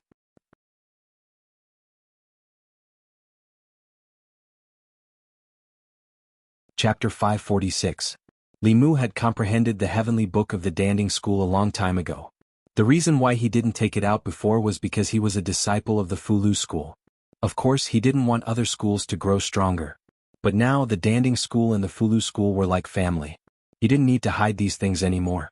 His opponent was the Xian sect, the #1 sect of Taoism, which was filled with powerful cultivators. Only when the Talisman sect and the Elixir sect were strong enough would he have more chips in his hands to fight against the Xian sect in the future. Wuxia looked at the jade slip in her hand. It was as light as a feather, but also as heavy as 10,000 pounds. The Danding School's knowledge of alchemy was passed down to this day. Part of it came from the heavenly book, while the other part came from the enlightenment of the seniors of the school over thousands of years. This was the foundation of the Danding School. The jade slip wasn't big, but the information in it was extremely rich. It contained all the knowledge of alchemy that the Danding School's disciples had comprehended from the heavenly book. There were also countless prescriptions, alchemy notes, and enlightenment that she had never seen before. The Danding School had the hope of reaching the top of Taoism in a limited time if they obtained this item. Was this the small gift that Ling Jizi had mentioned? The small gift he had mentioned was the road to prosperity for the Danding School. She had thought that the Fulu school would benefit from the marriage of her junior sister and Xianxia. She hadn't expected that the Danding School would benefit the most. Even someone as calm as Wuxia couldn't help but tremble as she held the jade slip. She pursed her lips and looked at Li Mu. "Junior brother, I'm afraid the Pill Cauldron sect won't be able to repay such a generous gift." Li Mu smiled again and interrupted her, saying, "Senior sister, you're treating me as an outsider. Our two sects are as close as a family. Senior sister, you even offended Xuanzong for us. This is nothing, Mount Jiuhua." On the main peak of the Danding School, the sound of bells suddenly rang. The bell tolled 9 times. At first, the disciples didn't pay much attention to it, but when the 9th bell tolled, all of the disciples and elders in the Pill Cauldron sect stopped what they were doing and hurried toward the main peak, with the exception of the elders who were at a critical juncture in their pill concocting. The sky around the main peak was filled with figures flying in the air. Everyone stood on the dojo in front of the main peak according to their seniority. The 9 chimes of the bell meant that all the disciples in the sect were being summoned. Something important must have happened in the sect, or the sect leader had something important to announce. Wuxia walked out of the Holy Ji Palace.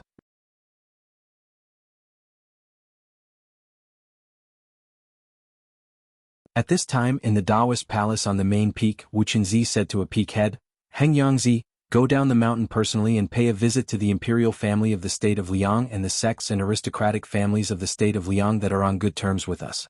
Ask them if they have any intention of setting up a shop in the great Zhou Shindu." Li Mu knew very well that the ask that Wuxia spoke of was definitely not just asking.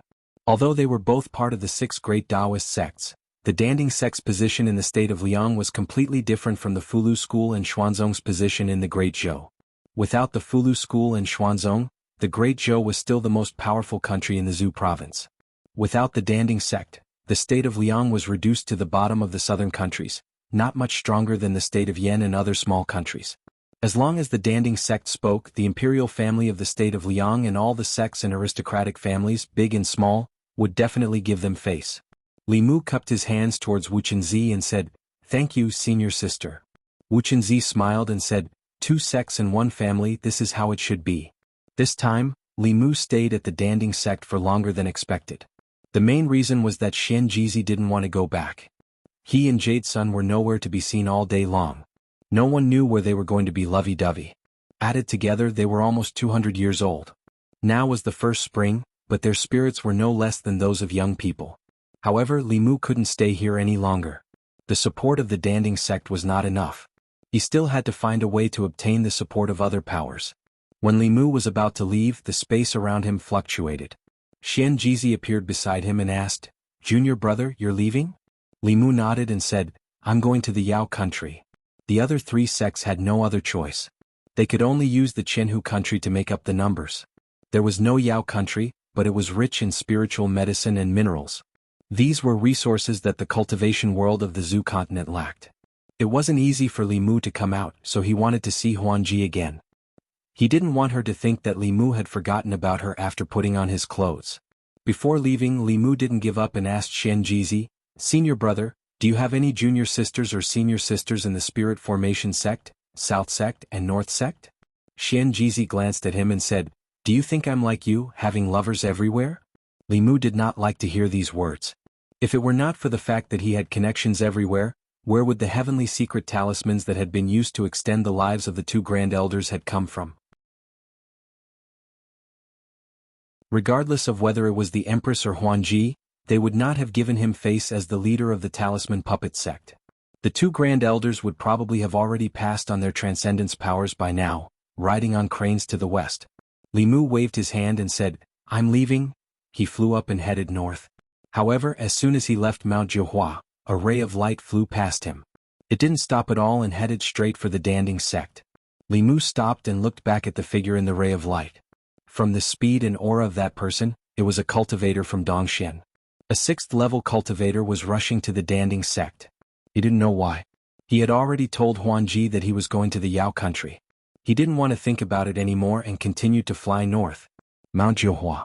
A ray of light shot from the distance and landed on the main peak. Wu Chenzi walked out from the Dao Palace and looked at a man. She asked, "Guang Yuanzi, what happened? Why are you in such a hurry?" The man in a Taoist robe walked forward and anxiously said, "Senior Sister Wu Chen, the Spirit Formation sect has something to ask of you."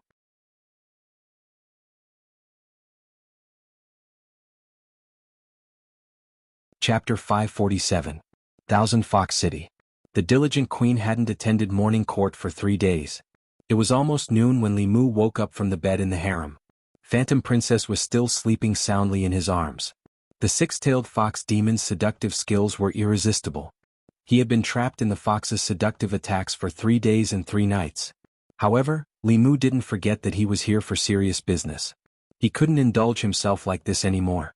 Li Mu decided to keep a distance from this seductive body for the time being. Phantom Princess suddenly turned over and pressed her soft body tightly against his. Li Mu changed his mind at the last minute. From tomorrow onward, he would keep a distance from her. Thousand Fox City in front of the palace. Commander Hulu just told the demon officials that the morning court was cancelled again. The queen hadn't attended morning court for 5 days. The demon officials could only return to their offices. At this time, Li Mu wasn't sleeping in the bed in the harem. Instead, he was making jade slips. He gave Phantom Princess the heavenly book of the demon race to recruit the big and small demon races. However, it was too difficult for them to comprehend it on their own. Many demons couldn't comprehend anything at all. Li Mu simply engraved the contents of the heavenly book on a jade slip like he did with the Pill Cauldron sect. He asked her to teach it according to the demon race that submitted to her. As for the heavenly book of the fox race, Li Mu had already given it to her. The lesson he learned from Xuanzong last time reminded Li Mu that he couldn't be strong alone. He also needed reliable helpers and a strong alliance behind him. In the future he should supervise the queen's cultivation more. When she reached the 8th level, Li Mu could do whatever he wanted in the 10 continents and 3 islands. There was also Phantom Princess. The Heavenly Fox race was one of the top races. They weren't inferior to the dragon race. It wasn't good for her to indulge in beauty all day long. Li Mu walked to the bed and patted her smooth body. Wake up. It's time to cultivate. Hulu had already made arrangements for the Jianghu kingdom to open a store in the divine capital. Aside from spiritual herbs, the Yao kingdom also had some specialties that human cultivators urgently needed. For example, the silk of the silkworm demon clan was a material used to make immortal garments. If sold to the imperial court or the northern faction, they could be refined into immortal garments with defensive capabilities. This kind of clothing was extremely popular in the cultivation world. Hulu had already informed the silkworm demon clan to provide some silk every once in a while. Of course, the silkworm demon clan's treatment here would also be greatly improved.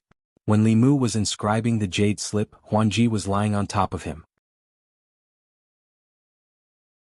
Li Mu wanted her to cultivate, but she said that after he left, she would have plenty of time to cultivate. Li Mu could only let her be. After all, he did not have many opportunities to come to the Yao nation. Huanji hugged him from behind and rested her head on Li Mu's shoulder. Sometimes she would blow on his neck and sometimes she would kiss him on the cheek. She was completely a clingy little fairy. Suddenly, there was a sound of vibration in the storage space. Feeling the soft body lying on his back, Li Mu felt an inexplicable sense of guilt. When he discovered that it was not the Empress who was transmitting her voice, but rather the Talisman sect's sound-transmitting magical tool, he was slightly relieved. Li Mu did not hide from Huanji. After activating the artifact he asked, "Senior brother, what is it?" Xianxia's voice was serious. "Junior brother, do you have 7 heart flowers and profound heart grass that are over 500 years old?" 7 heart flowers and profound heart grass were not particularly precious spiritual herbs, but anything over 500 years old, even if it was just a stalk of green foxtail grass, was worth a lot. In Li Mu's memory, there was only one kind of pill that required both of these herbs. It was a type of pill called demon suppression pill. It was used by cultivators to suppress their inner demons. Li Mu asked, "What happened?" Xianxia said with a heavy tone, "A grand elder of the Spirit Array sect failed to break through and was invaded by his inner demons. It affected his mind and almost caused a disaster. Fortunately, the sect master and another grand elder were at the sect at the time. Using the mountain protecting formation, they worked together to control him. However, they also suffered heavy injuries. The people of the Spirit Array sect came to the Pill Cauldron sect to ask for a demon suppression pill. The Pill Cauldron sect lacks these 2 herbs." Li Mu understood the demon suppression pill, so he was very clear that the key to this matter was not the 7 heart flowers and profound heart grass. Although the demon suppression pill could be at least a mystic level pill, the demon suppression pill needed to be at least a saint level pill to be effective on a grand elder of the Spirit Array sect in the 7th realm. Refining a saint level pill was as difficult as writing a saint level fulu. Not to mention the Pill Cauldron sect, even Li Mu himself might not be able to refine it. He could only say to Xianxia, "I'll try my best to find it." Li Mu and Illusion Princess searched through the treasury of the Thousand Fox Nation and Illusion Princess's personal treasury. They found many 7 heart flowers and profound heart grass, but they were far less than 500 years old. Spirit herbs that were over 100 years old would emit dense spirit chi and attract cultivators, monsters, and even wild beasts.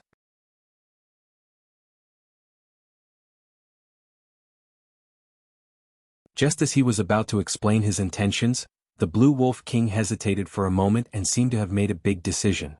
He gritted his teeth and said, "From now on, the Tianlang tribe will submit to the Heavenly Fox Nation. This way you will let me go, right?" Li Mu and Illusion Princess looked at each other. They could see the shock in each other's eyes. Although the Tianlang tribe was not as powerful as before, they were still one of the 4 major monster tribes. If the Blue Wolf King led the monster kings under him to fight to the death, the Thousand Fox Nation would have to pay a heavy price to exterminate or subdue them. That was why they had not done anything to the Tianlang tribe. This time they really only came to borrow 2 spirit herbs. They did not expect to receive such an unexpected reward. Li Mu looked at Illusion Princess and Illusion Princess looked at Li Mu. A cunning look flashed across their eyes. Li Mu's mind moved and the monster corpses retreated. The Blue Wolf King was overjoyed. "You agree?" Li Mu looked at him calmly and said, "The heavens are benevolent. Since you are willing to submit, I will spare your life today."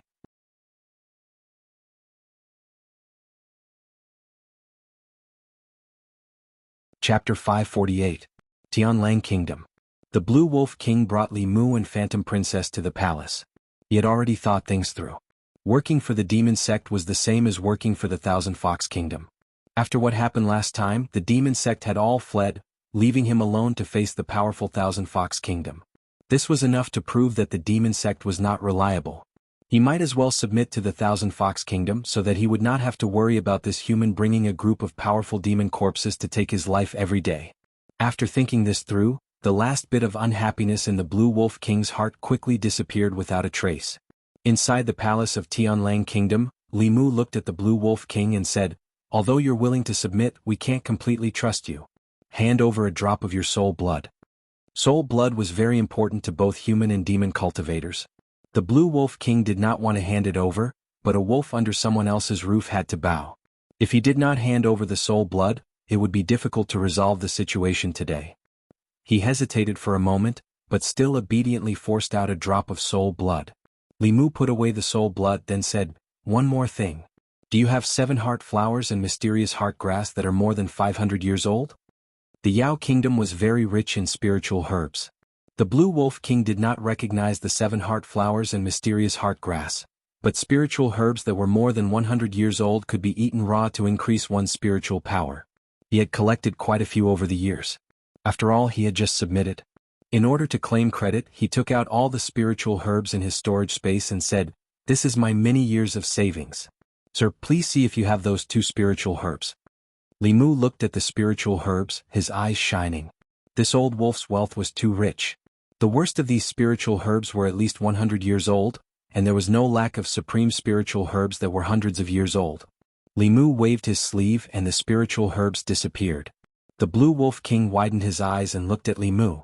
He opened his mouth and muttered, "This?" Li Mu waved his hand and said, "You don't know how to refine pills or write talismans. Leaving these things with you is purely a waste. I'll help you keep them for the time being." The Green Wolf King was filled with regret now. If he had known that this human was so greedy, he would not have taken out all of his spirit herbs. Now all of his spirit herbs had been taken away by this human. The day when he could recover his strength was now far away. After taking the Blue Wolf King's savings, Li Mu began to search among the spirit herbs. Very quickly he found a very strange-looking creature. There were 7 heart-shaped flowers growing on the stem of a certain plant. 6 of them were red and 1 was pink. Every 100 years, one of the 7 hearts flowers would turn red. 6 red flowers meant that this flower was more than 600 years old. The 7 heart flower had been found, and the mysterious heart grass was also found in the Blue Wolf King. However, its medicinal age was not high enough to be used as an ingredient for Saint-grade medicinal pills. Li Mu and Huanji could only go to the mysterious snake clan to try their luck. When the Blue Wolf King heard that Li Mu and Huanji were going to the mysterious snake clan, he volunteered to go with them. The mysterious snake clan's territory was in a vast swamp basin. This was the best environment for the mysterious heart grass to grow. The entire mysterious snake clan's territory was covered in a layer of purple poisonous fog. Normal monsters would not be able to enter, but to Li Mu's group, this poisonous fog was nothing. The Blue Wolf King took the initiative to show off. Wherever he went, a gust of demonic wind blew away the poisonous fog. He asked, "Are we going to attack the mysterious snake clan?" Li Mu said indifferently, "No, we're going to ask if they have any 500-year-old mysterious heart grass." The Thousand Fox Nation's focus was on development, not expansion. Without the monster corpses, they were not much stronger than the other 3 clans. They could not take over such a large territory. "Oh!" The Blue Wolf King flew in front.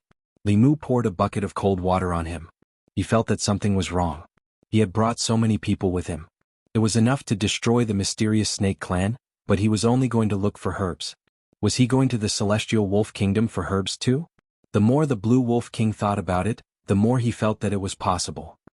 He asked tentatively, "Then why did you come to the Celestial Wolf Kingdom, my lord?" "Li Mu, I originally came for herbs, but since you're so sincere, I'll take your soul blood while I'm at it." The Blue Wolf King did not speak again. Li Mu noticed that he slapped himself a few times. He probably would not speak casually in the future. The poisonous fog gradually thickened as the 3 of them flew. They could no longer see the sun when they looked up. Rugged rocks began to appear frequently in the swamp. Some of these rocks were dozens of feet tall, while others were hundreds of feet tall. They emitted a faint demonic aura. The Blue Wolf King was getting impatient. After asking for instructions from Li Mu, he howled to the sky and shouted, "Jiutian, come out and see me." His aura spread out and the low-level snake demons in the rocks nearby trembled. An equally powerful aura burst out from the swamp in front of them. In a dozen breaths of time, it arrived in front of the three of them. A thin man in white floated in the air. When he saw the Blue Wolf King opposite him as well as Li Mu and Phantom Princess behind him, his eyes narrowed.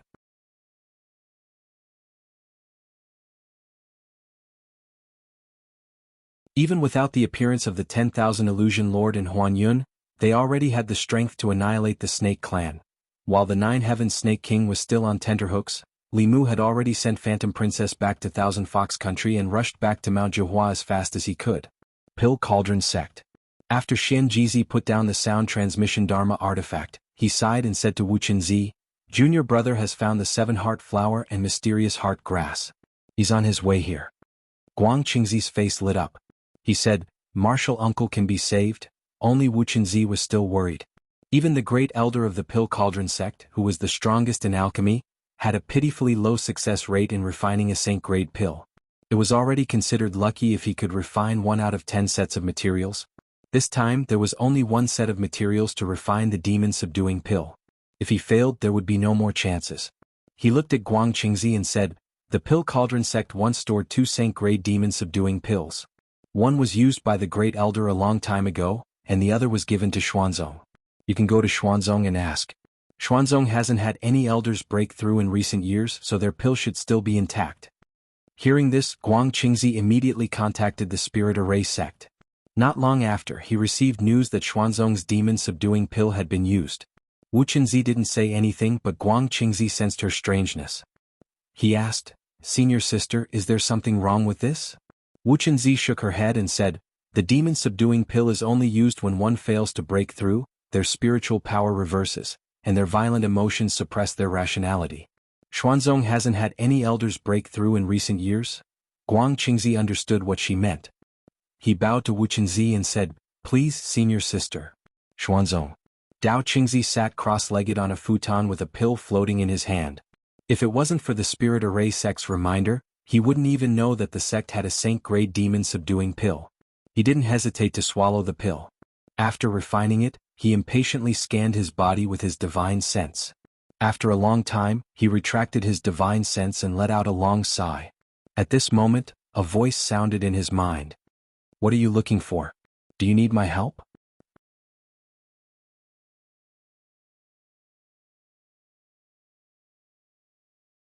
Chapter 549. Mount Jihua. Li Mu hurried to Pill Cauldron School and handed the 7-heart flower and heavenly wool grass to Wu Qinzi.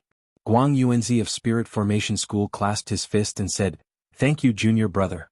Spirit Formation School owes you a favor." Li Mu waved his hand and said, "It's my duty, senior brother doesn't need to be so polite." Then she looked at Wu Qinzi and asked, "How confident are you in refining this pill, senior sister?" Wu Qinzi shook his head and said, "Even a grand elder wouldn't have a 10% chance of success." A 10% chance was almost zero. Li Mu thought about it and asked again, "What will happen if the refinement fails?" His question caused everyone to fall into silence. A 7th realm cultivator who failed to break through would have their mind taken over by the negative emotions of violence and killing. This was the most terrifying heart demon a cultivator would encounter. If these negative emotions couldn't be removed, the only way was to kill the demonized cultivator to prevent them from harming the world and causing even more serious consequences. A grand elder sacrificing his entire life for the school only to end up with such a tragic ending. It was hard to accept. Li Mu thought for a moment and said, "Why don't I have a try?" Wu Qinzi was shocked. "You?" Xianxia walked forward and explained, "Junior brother has a rare 7 orifices heart. Fulu School's Saint Rank Fulu was drawn with his help. If he participates in the refinement of the demon-subduing pill, it might increase the chance of success." 7 orifices heart. Wu Qinzi finally understood why the Talisman Puppet sect valued Lingjizi so much. The heart of 7 orifices might not have an advantage over other physiques in terms of cultivation, but in terms of writing talismans, it had an advantage that no other physique possessed. Their hearts had 6 more orifices than others. They were born to be emotionless machines for refining pills and talisman writing. Wu Qinzi quickly understood Xianxi's meaning and said, You mean during the refinement we can use his body to borrow our yuan shen? Xianxia nodded and said, there's no better way than this. Not long after Wu Qinzi left the Dao Palace, he returned with two old women. She looked at Li Mu and said, Junior brother, these two are the grand elders of my Dan Cauldron sect. Their attainments in alchemy are unparalleled in the world. You can choose one of their primordial spirits to possess you. Li Mu looked at the two grand elders and decisively looked away. He said, I have a better candidate in mind, so I won't trouble the grand elders. Wu Qinzi looked at Li Mu's departing figure and suddenly said to Guang Yuanzi, Junior brother Ling Jizi wants to open a market in the Great Zhou's divine capital. The Alchemy Cauldron faction has already agreed to settle in the Alchemy Cauldron Pavilion there. If junior brother Ling Jizi can refine the demon-subduing pill, your Spirit Array faction will owe him a big favor. I'm afraid you'll have to do something. Guang Yuanzi was silent for a moment before he said, Senior sister, don't worry. Regardless of whether the evil subduing pill can be refined successfully, the Danding sect will repay junior brother Ling Jizi. Half a month later, in the Great Zhou's divine capital. The clear sky above the divine capital was suddenly filled with dark clouds. Lightning flashed within the dark clouds. To the people of the divine capital, this kind of weather was no stranger. They only looked up and continued with their own business. Several figures rushed into the clouds. Soon, the dark clouds completely dissipated, revealing the clear sky once again. In the palace, Li Mu personally handed a green pill to Guang Yuanzi. Guang Yuanzi was excited and said, Thank you, junior brother Ling Jizi. Thank you, Empress of the Great Zhou. Li Mu smiled and said, You're welcome. Quickly give it to the Grand Elders. He had never refined a Saint-grade pill before, so he first used a few Heaven-grade pills to practice. After all, there was only one set of ingredients, so he couldn't afford to waste them. As a result, although it took a long time, there weren't any problems in the process of refining the evil-subduing pill. While he and the Empress were refining pills day and night, the Spirit Array sect had already set up shop in the market. Not only that, they also helped Li Mu rope in some sects and families of the Jing state. In addition to the sects and families of the Danding Pavilion and the state of Liang, as well as the Fulu School and the Great Zhou Court, they could already support a market. The market hadn't opened yet, but all the major shops had already started pre-sale promotions. There were all kinds of promotions and rebates. Every day there would be free lectures from experts of the Fulu School, the Danding sect, the Spirit Array sect, and the Great Zhou Court. In a short time, it attracted countless cultivators from the central region. Xuanzong. The Great Zhou Court had completely fallen out with Xuanzong.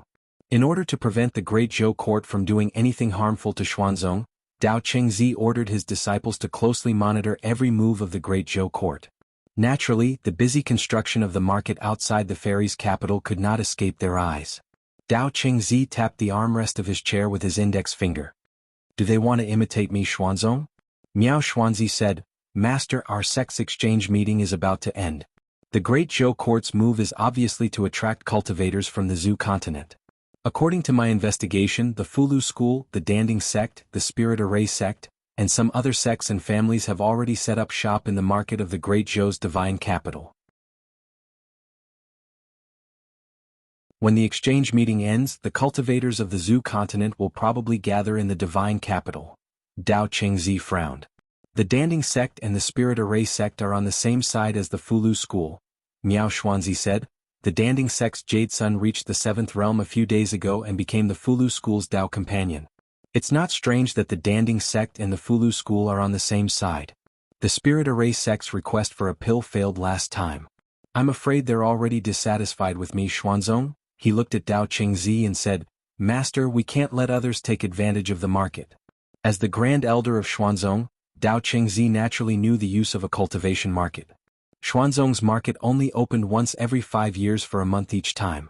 However, the spiritual jades and other cultivation resources that Xuanzong harvested during this month were enough to satisfy the cultivation needs of all the disciples in the sect for 5 years. Dao Chengzi snorted. They're trying to steal my Xuanzong's business. They've got a good plan. Miao Xuanzi said, we can't let the Zhou Imperial Court take advantage of us. Dao Chengzi thought for a moment and said, pass down my order. From today onwards, the sect's market will always be open. The spiritual jades that the sect takes from the shops will be reduced by 10%. Xuanzong's month-long exchange meeting was about to end. According to past practice, the market would be closed until it reopened 5 years later. Most of the stalls and shop owners had already started packing up and were preparing to leave. However, very soon, the Xianzong announced that even though the social gathering had ended, the market within the sect would continue to be open. Furthermore, from today onwards, the Xianzong would deduct 10% of the profits from all the shops and stalls. As soon as these two pieces of news spread out, it caused a huge commotion. The cultivators who were ready to leave were in no hurry to go back. They planned to stay in Xuanzong for a long time. Not only could they exchange for cultivation resources, but they could also listen to Xuanzong's lectures. How could there be such a good deal in the past? Of course, there were also some rumors that spread among the cultivators. Have you heard? A market has also opened in Shindu of Great Zhou. I've heard that the Great Zhou court treats all the shops and independent cultivators equally. They only take 10% of the spiritual jades. Moreover, the shops there have already been built. Merchants can stay in them for free. Only 10% and stay in them for free? Isn't that more generous than Xuanzong? Xuanzong takes 30 to 40% of our profits, and we still have to charge them for using their shops. Why don't we go to Shindu of Great Zhou? The commission is lower there and the location is excellent. I'm sure there will be more customers.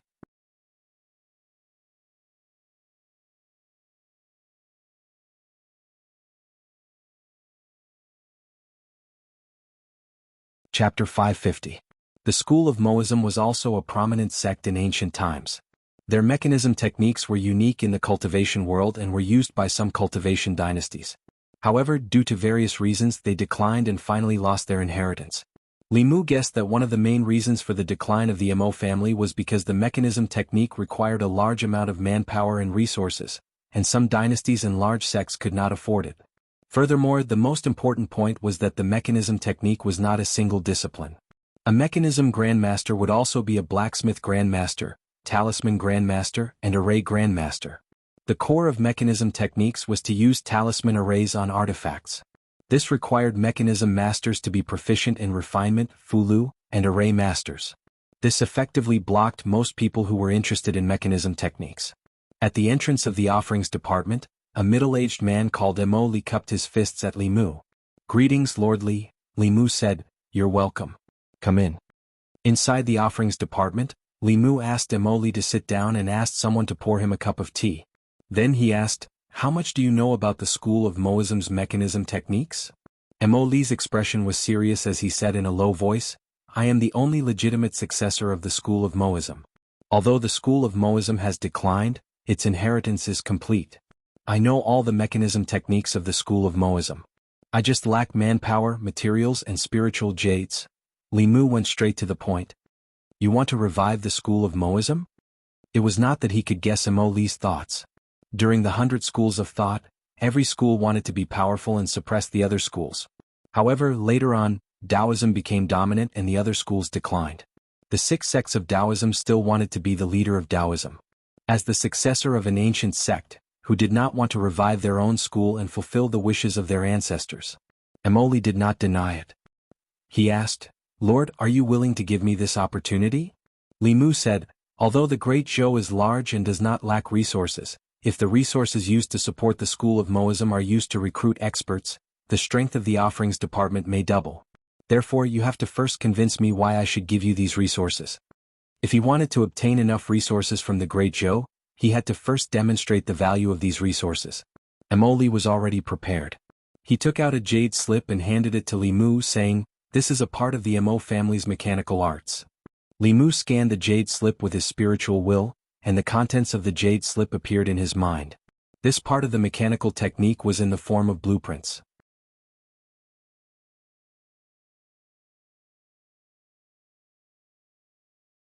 If they could find a few spiritual jade veins, he would be really rich. Perhaps it could also solve the problem of his cultivation stagnation.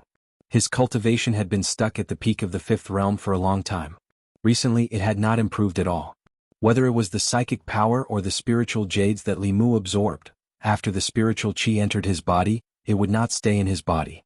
Instead, it would dissipate. He knew that he had encountered a real bottleneck. This kind of bottleneck could no longer be broken through by hard work. It required luck. Of course, if he could find a spiritual jade vein and use the spiritual qi of the entire vein to break through the bottleneck, it was very likely that he would break through the bottleneck. In this situation it was useless for him to be anxious. He could only work on other aspects. For example, painting, body tempering, and learning the dragon language. After studying with Xianxia for a long time, Li Mu realized that although it was difficult to learn the dragon language after learning it, it became easier and easier to learn. In the Dragon King's diary in his hand, there were only a few sentences that he could not understand and needed to consult Xianxia. Li Mu could already read the rest without any difficulties. He flipped to the last page of the diary. There was only one short sentence written on it. I heard that the women of Fusang country are naturally open-minded. If I have the chance I must try. The word Fusang was an ancient name. According to the records of the 10 continents, Fusang was an island in the east of the Zhu continent in the East Sea. As for which island it was referring to, it could no longer be verified. Today there were many small island countries outside the East Sea of the Zhu continent. They lacked resources but were rich in resources. The merchants of the Great Zhou often used merchant ships to travel between these islands and trade with these small countries. There was no more content in the diary. Li Mu did not know whether this dragon had ultimately gone to Fusang or how the women of Fusang country were open-minded. However, he had to make a trip to the East Sea. The merchant ships of the Great Zhou that traveled between the eastern prefectures and the many island countries in the East Sea would occasionally be harassed by the Wu pirates. In the past, because of the protection of Xuanzong, these pirates did not dare to be too arrogant. Now that the Great Zhou and Xuanzong had fallen out, Xuanzong no longer cared about these matters. The Wu pirates were increasingly arrogant. A few days ago, Li Mu ordered Ao Run to patrol the sea and protect the merchant ships of the Great Zhou. 2 days ago he had captured many pirates and asked Li Mu for a reward. Yesterday when Li Mu tried to contact him, he could not reach him. Just now Li Mu tried again but he still could not reach him.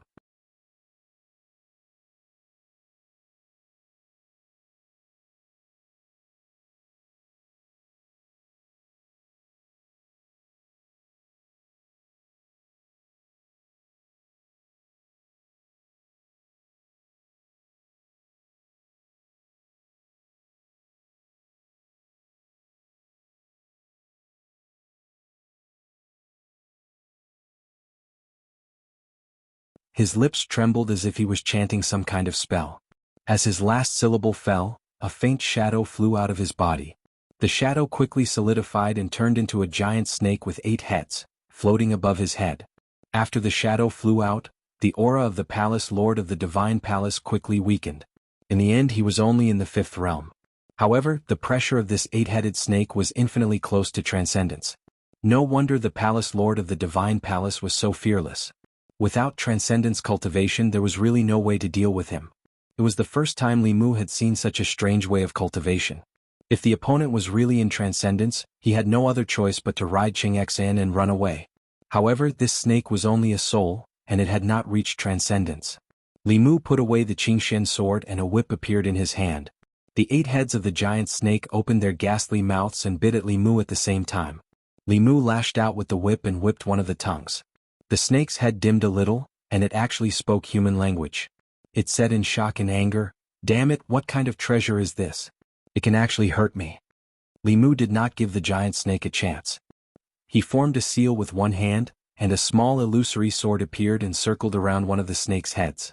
The intellectual sword was unsheathed, and the snake's head was directly cut off. The snake roared and spat out black thunderbolts. These thunderbolts made Li Mu faintly feel a sense of danger. He covered his body with the law bell and continued to fight with the giant snake. Other supernatural powers could not hurt the snake. Only the god-beating whip and the intellectual sword in his hand could restrain the soul. With the law bell the snake could not do anything to Li Mu. Instead it was constantly weakened by Li Mu. In less than 15 minutes, 3 of the 8 snake heads were cut off. Li Mu did not intend to play with them anymore. He threw out a few Fulu cards, and the divine palace lord, whose cultivation was only at the 5th realm, was drowned in thunderbolts. When the thunderbolts dissipated, there was nothing left. Li Mu released the law bell, which suddenly expanded and covered the giant snake.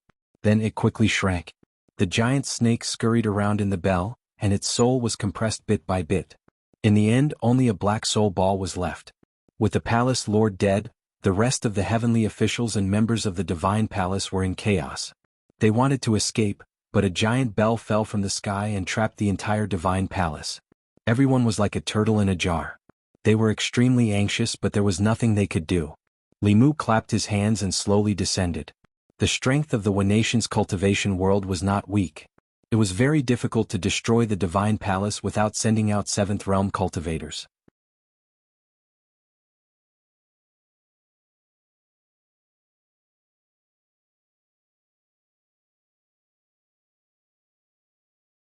Their auras were growing bit by bit.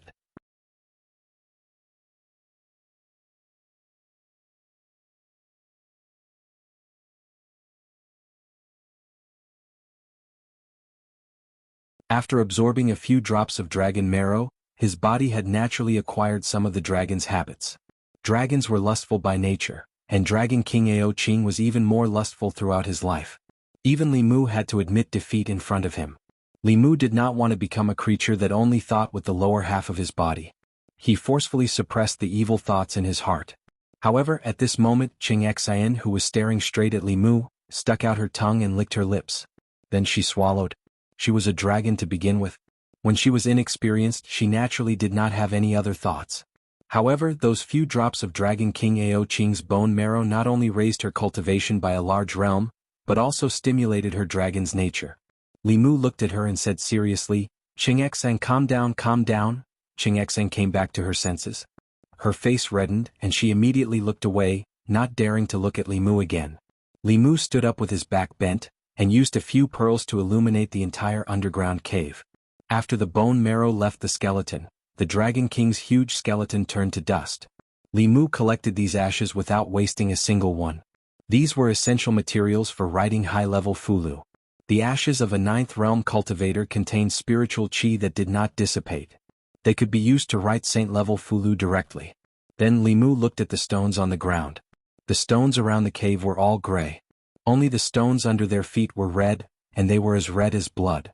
These ordinary stones had been soaked in dragon blood for nearly 10,000 years. They had long become indestructible treasures, and were perfect for refining artifacts. Li Mu cut the area soaked in dragon blood with his flying sword, and moved the entire area into the Fey Emperor's space. Then his eyes looked elsewhere. This was the tomb that Ao Qing had prepared for herself. There were not many things in the tomb. Other than dragon bones and dragon bloodstones, there were only a few artifacts left. On a platform at the end of the cave there was a spear and a book. The book seemed to be made of the same material as the diary in Li Mu's hands.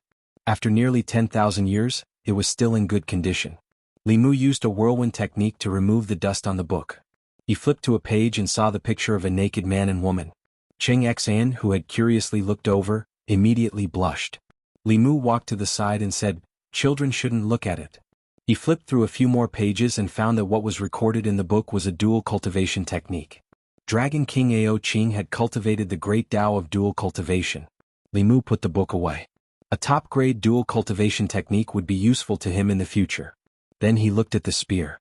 After 8,000 years, the spear had already lost its luster. It was as if it had lost all its spirituality. Something that Ao Qing had left here to be buried with her was definitely not an ordinary item. Li Mu reached out and grabbed the spear. For the first time he did not pick it up. Then he exerted a little force, grabbed the spear and pulled it out of the ground. Rumble. As the spear left the ground in the cave suddenly shook. Rubble flew everywhere as if resonating with Li Mu's aura. A dazzling green light was emitted from the spear in Li Mu's hand. A clang resounded throughout the cave. What a treasure! Li Mu's eyes lit up. The spear gave him the feeling that it far surpassed a heaven-grade treasure. Li Mu vaguely felt that this treasure had even surpassed the saint grade. He just didn't know which was more powerful, it or the Tao Bell. In the end, Li Mu could not bear to let the spear touch the Tao Bell. Although Ling could already exist independently of the bell, if something happened to the bell, he would not be able to explain it to his family. After putting away the spear, the underground cave was empty. Li Mu and Xianxia returned to the surface. He had just entered the 6th realm and still had many things to do. With his 5th realm cultivation he could only use the 7 words mantra. Li Mu's intuition told him that he could now completely master the 9 words mantra.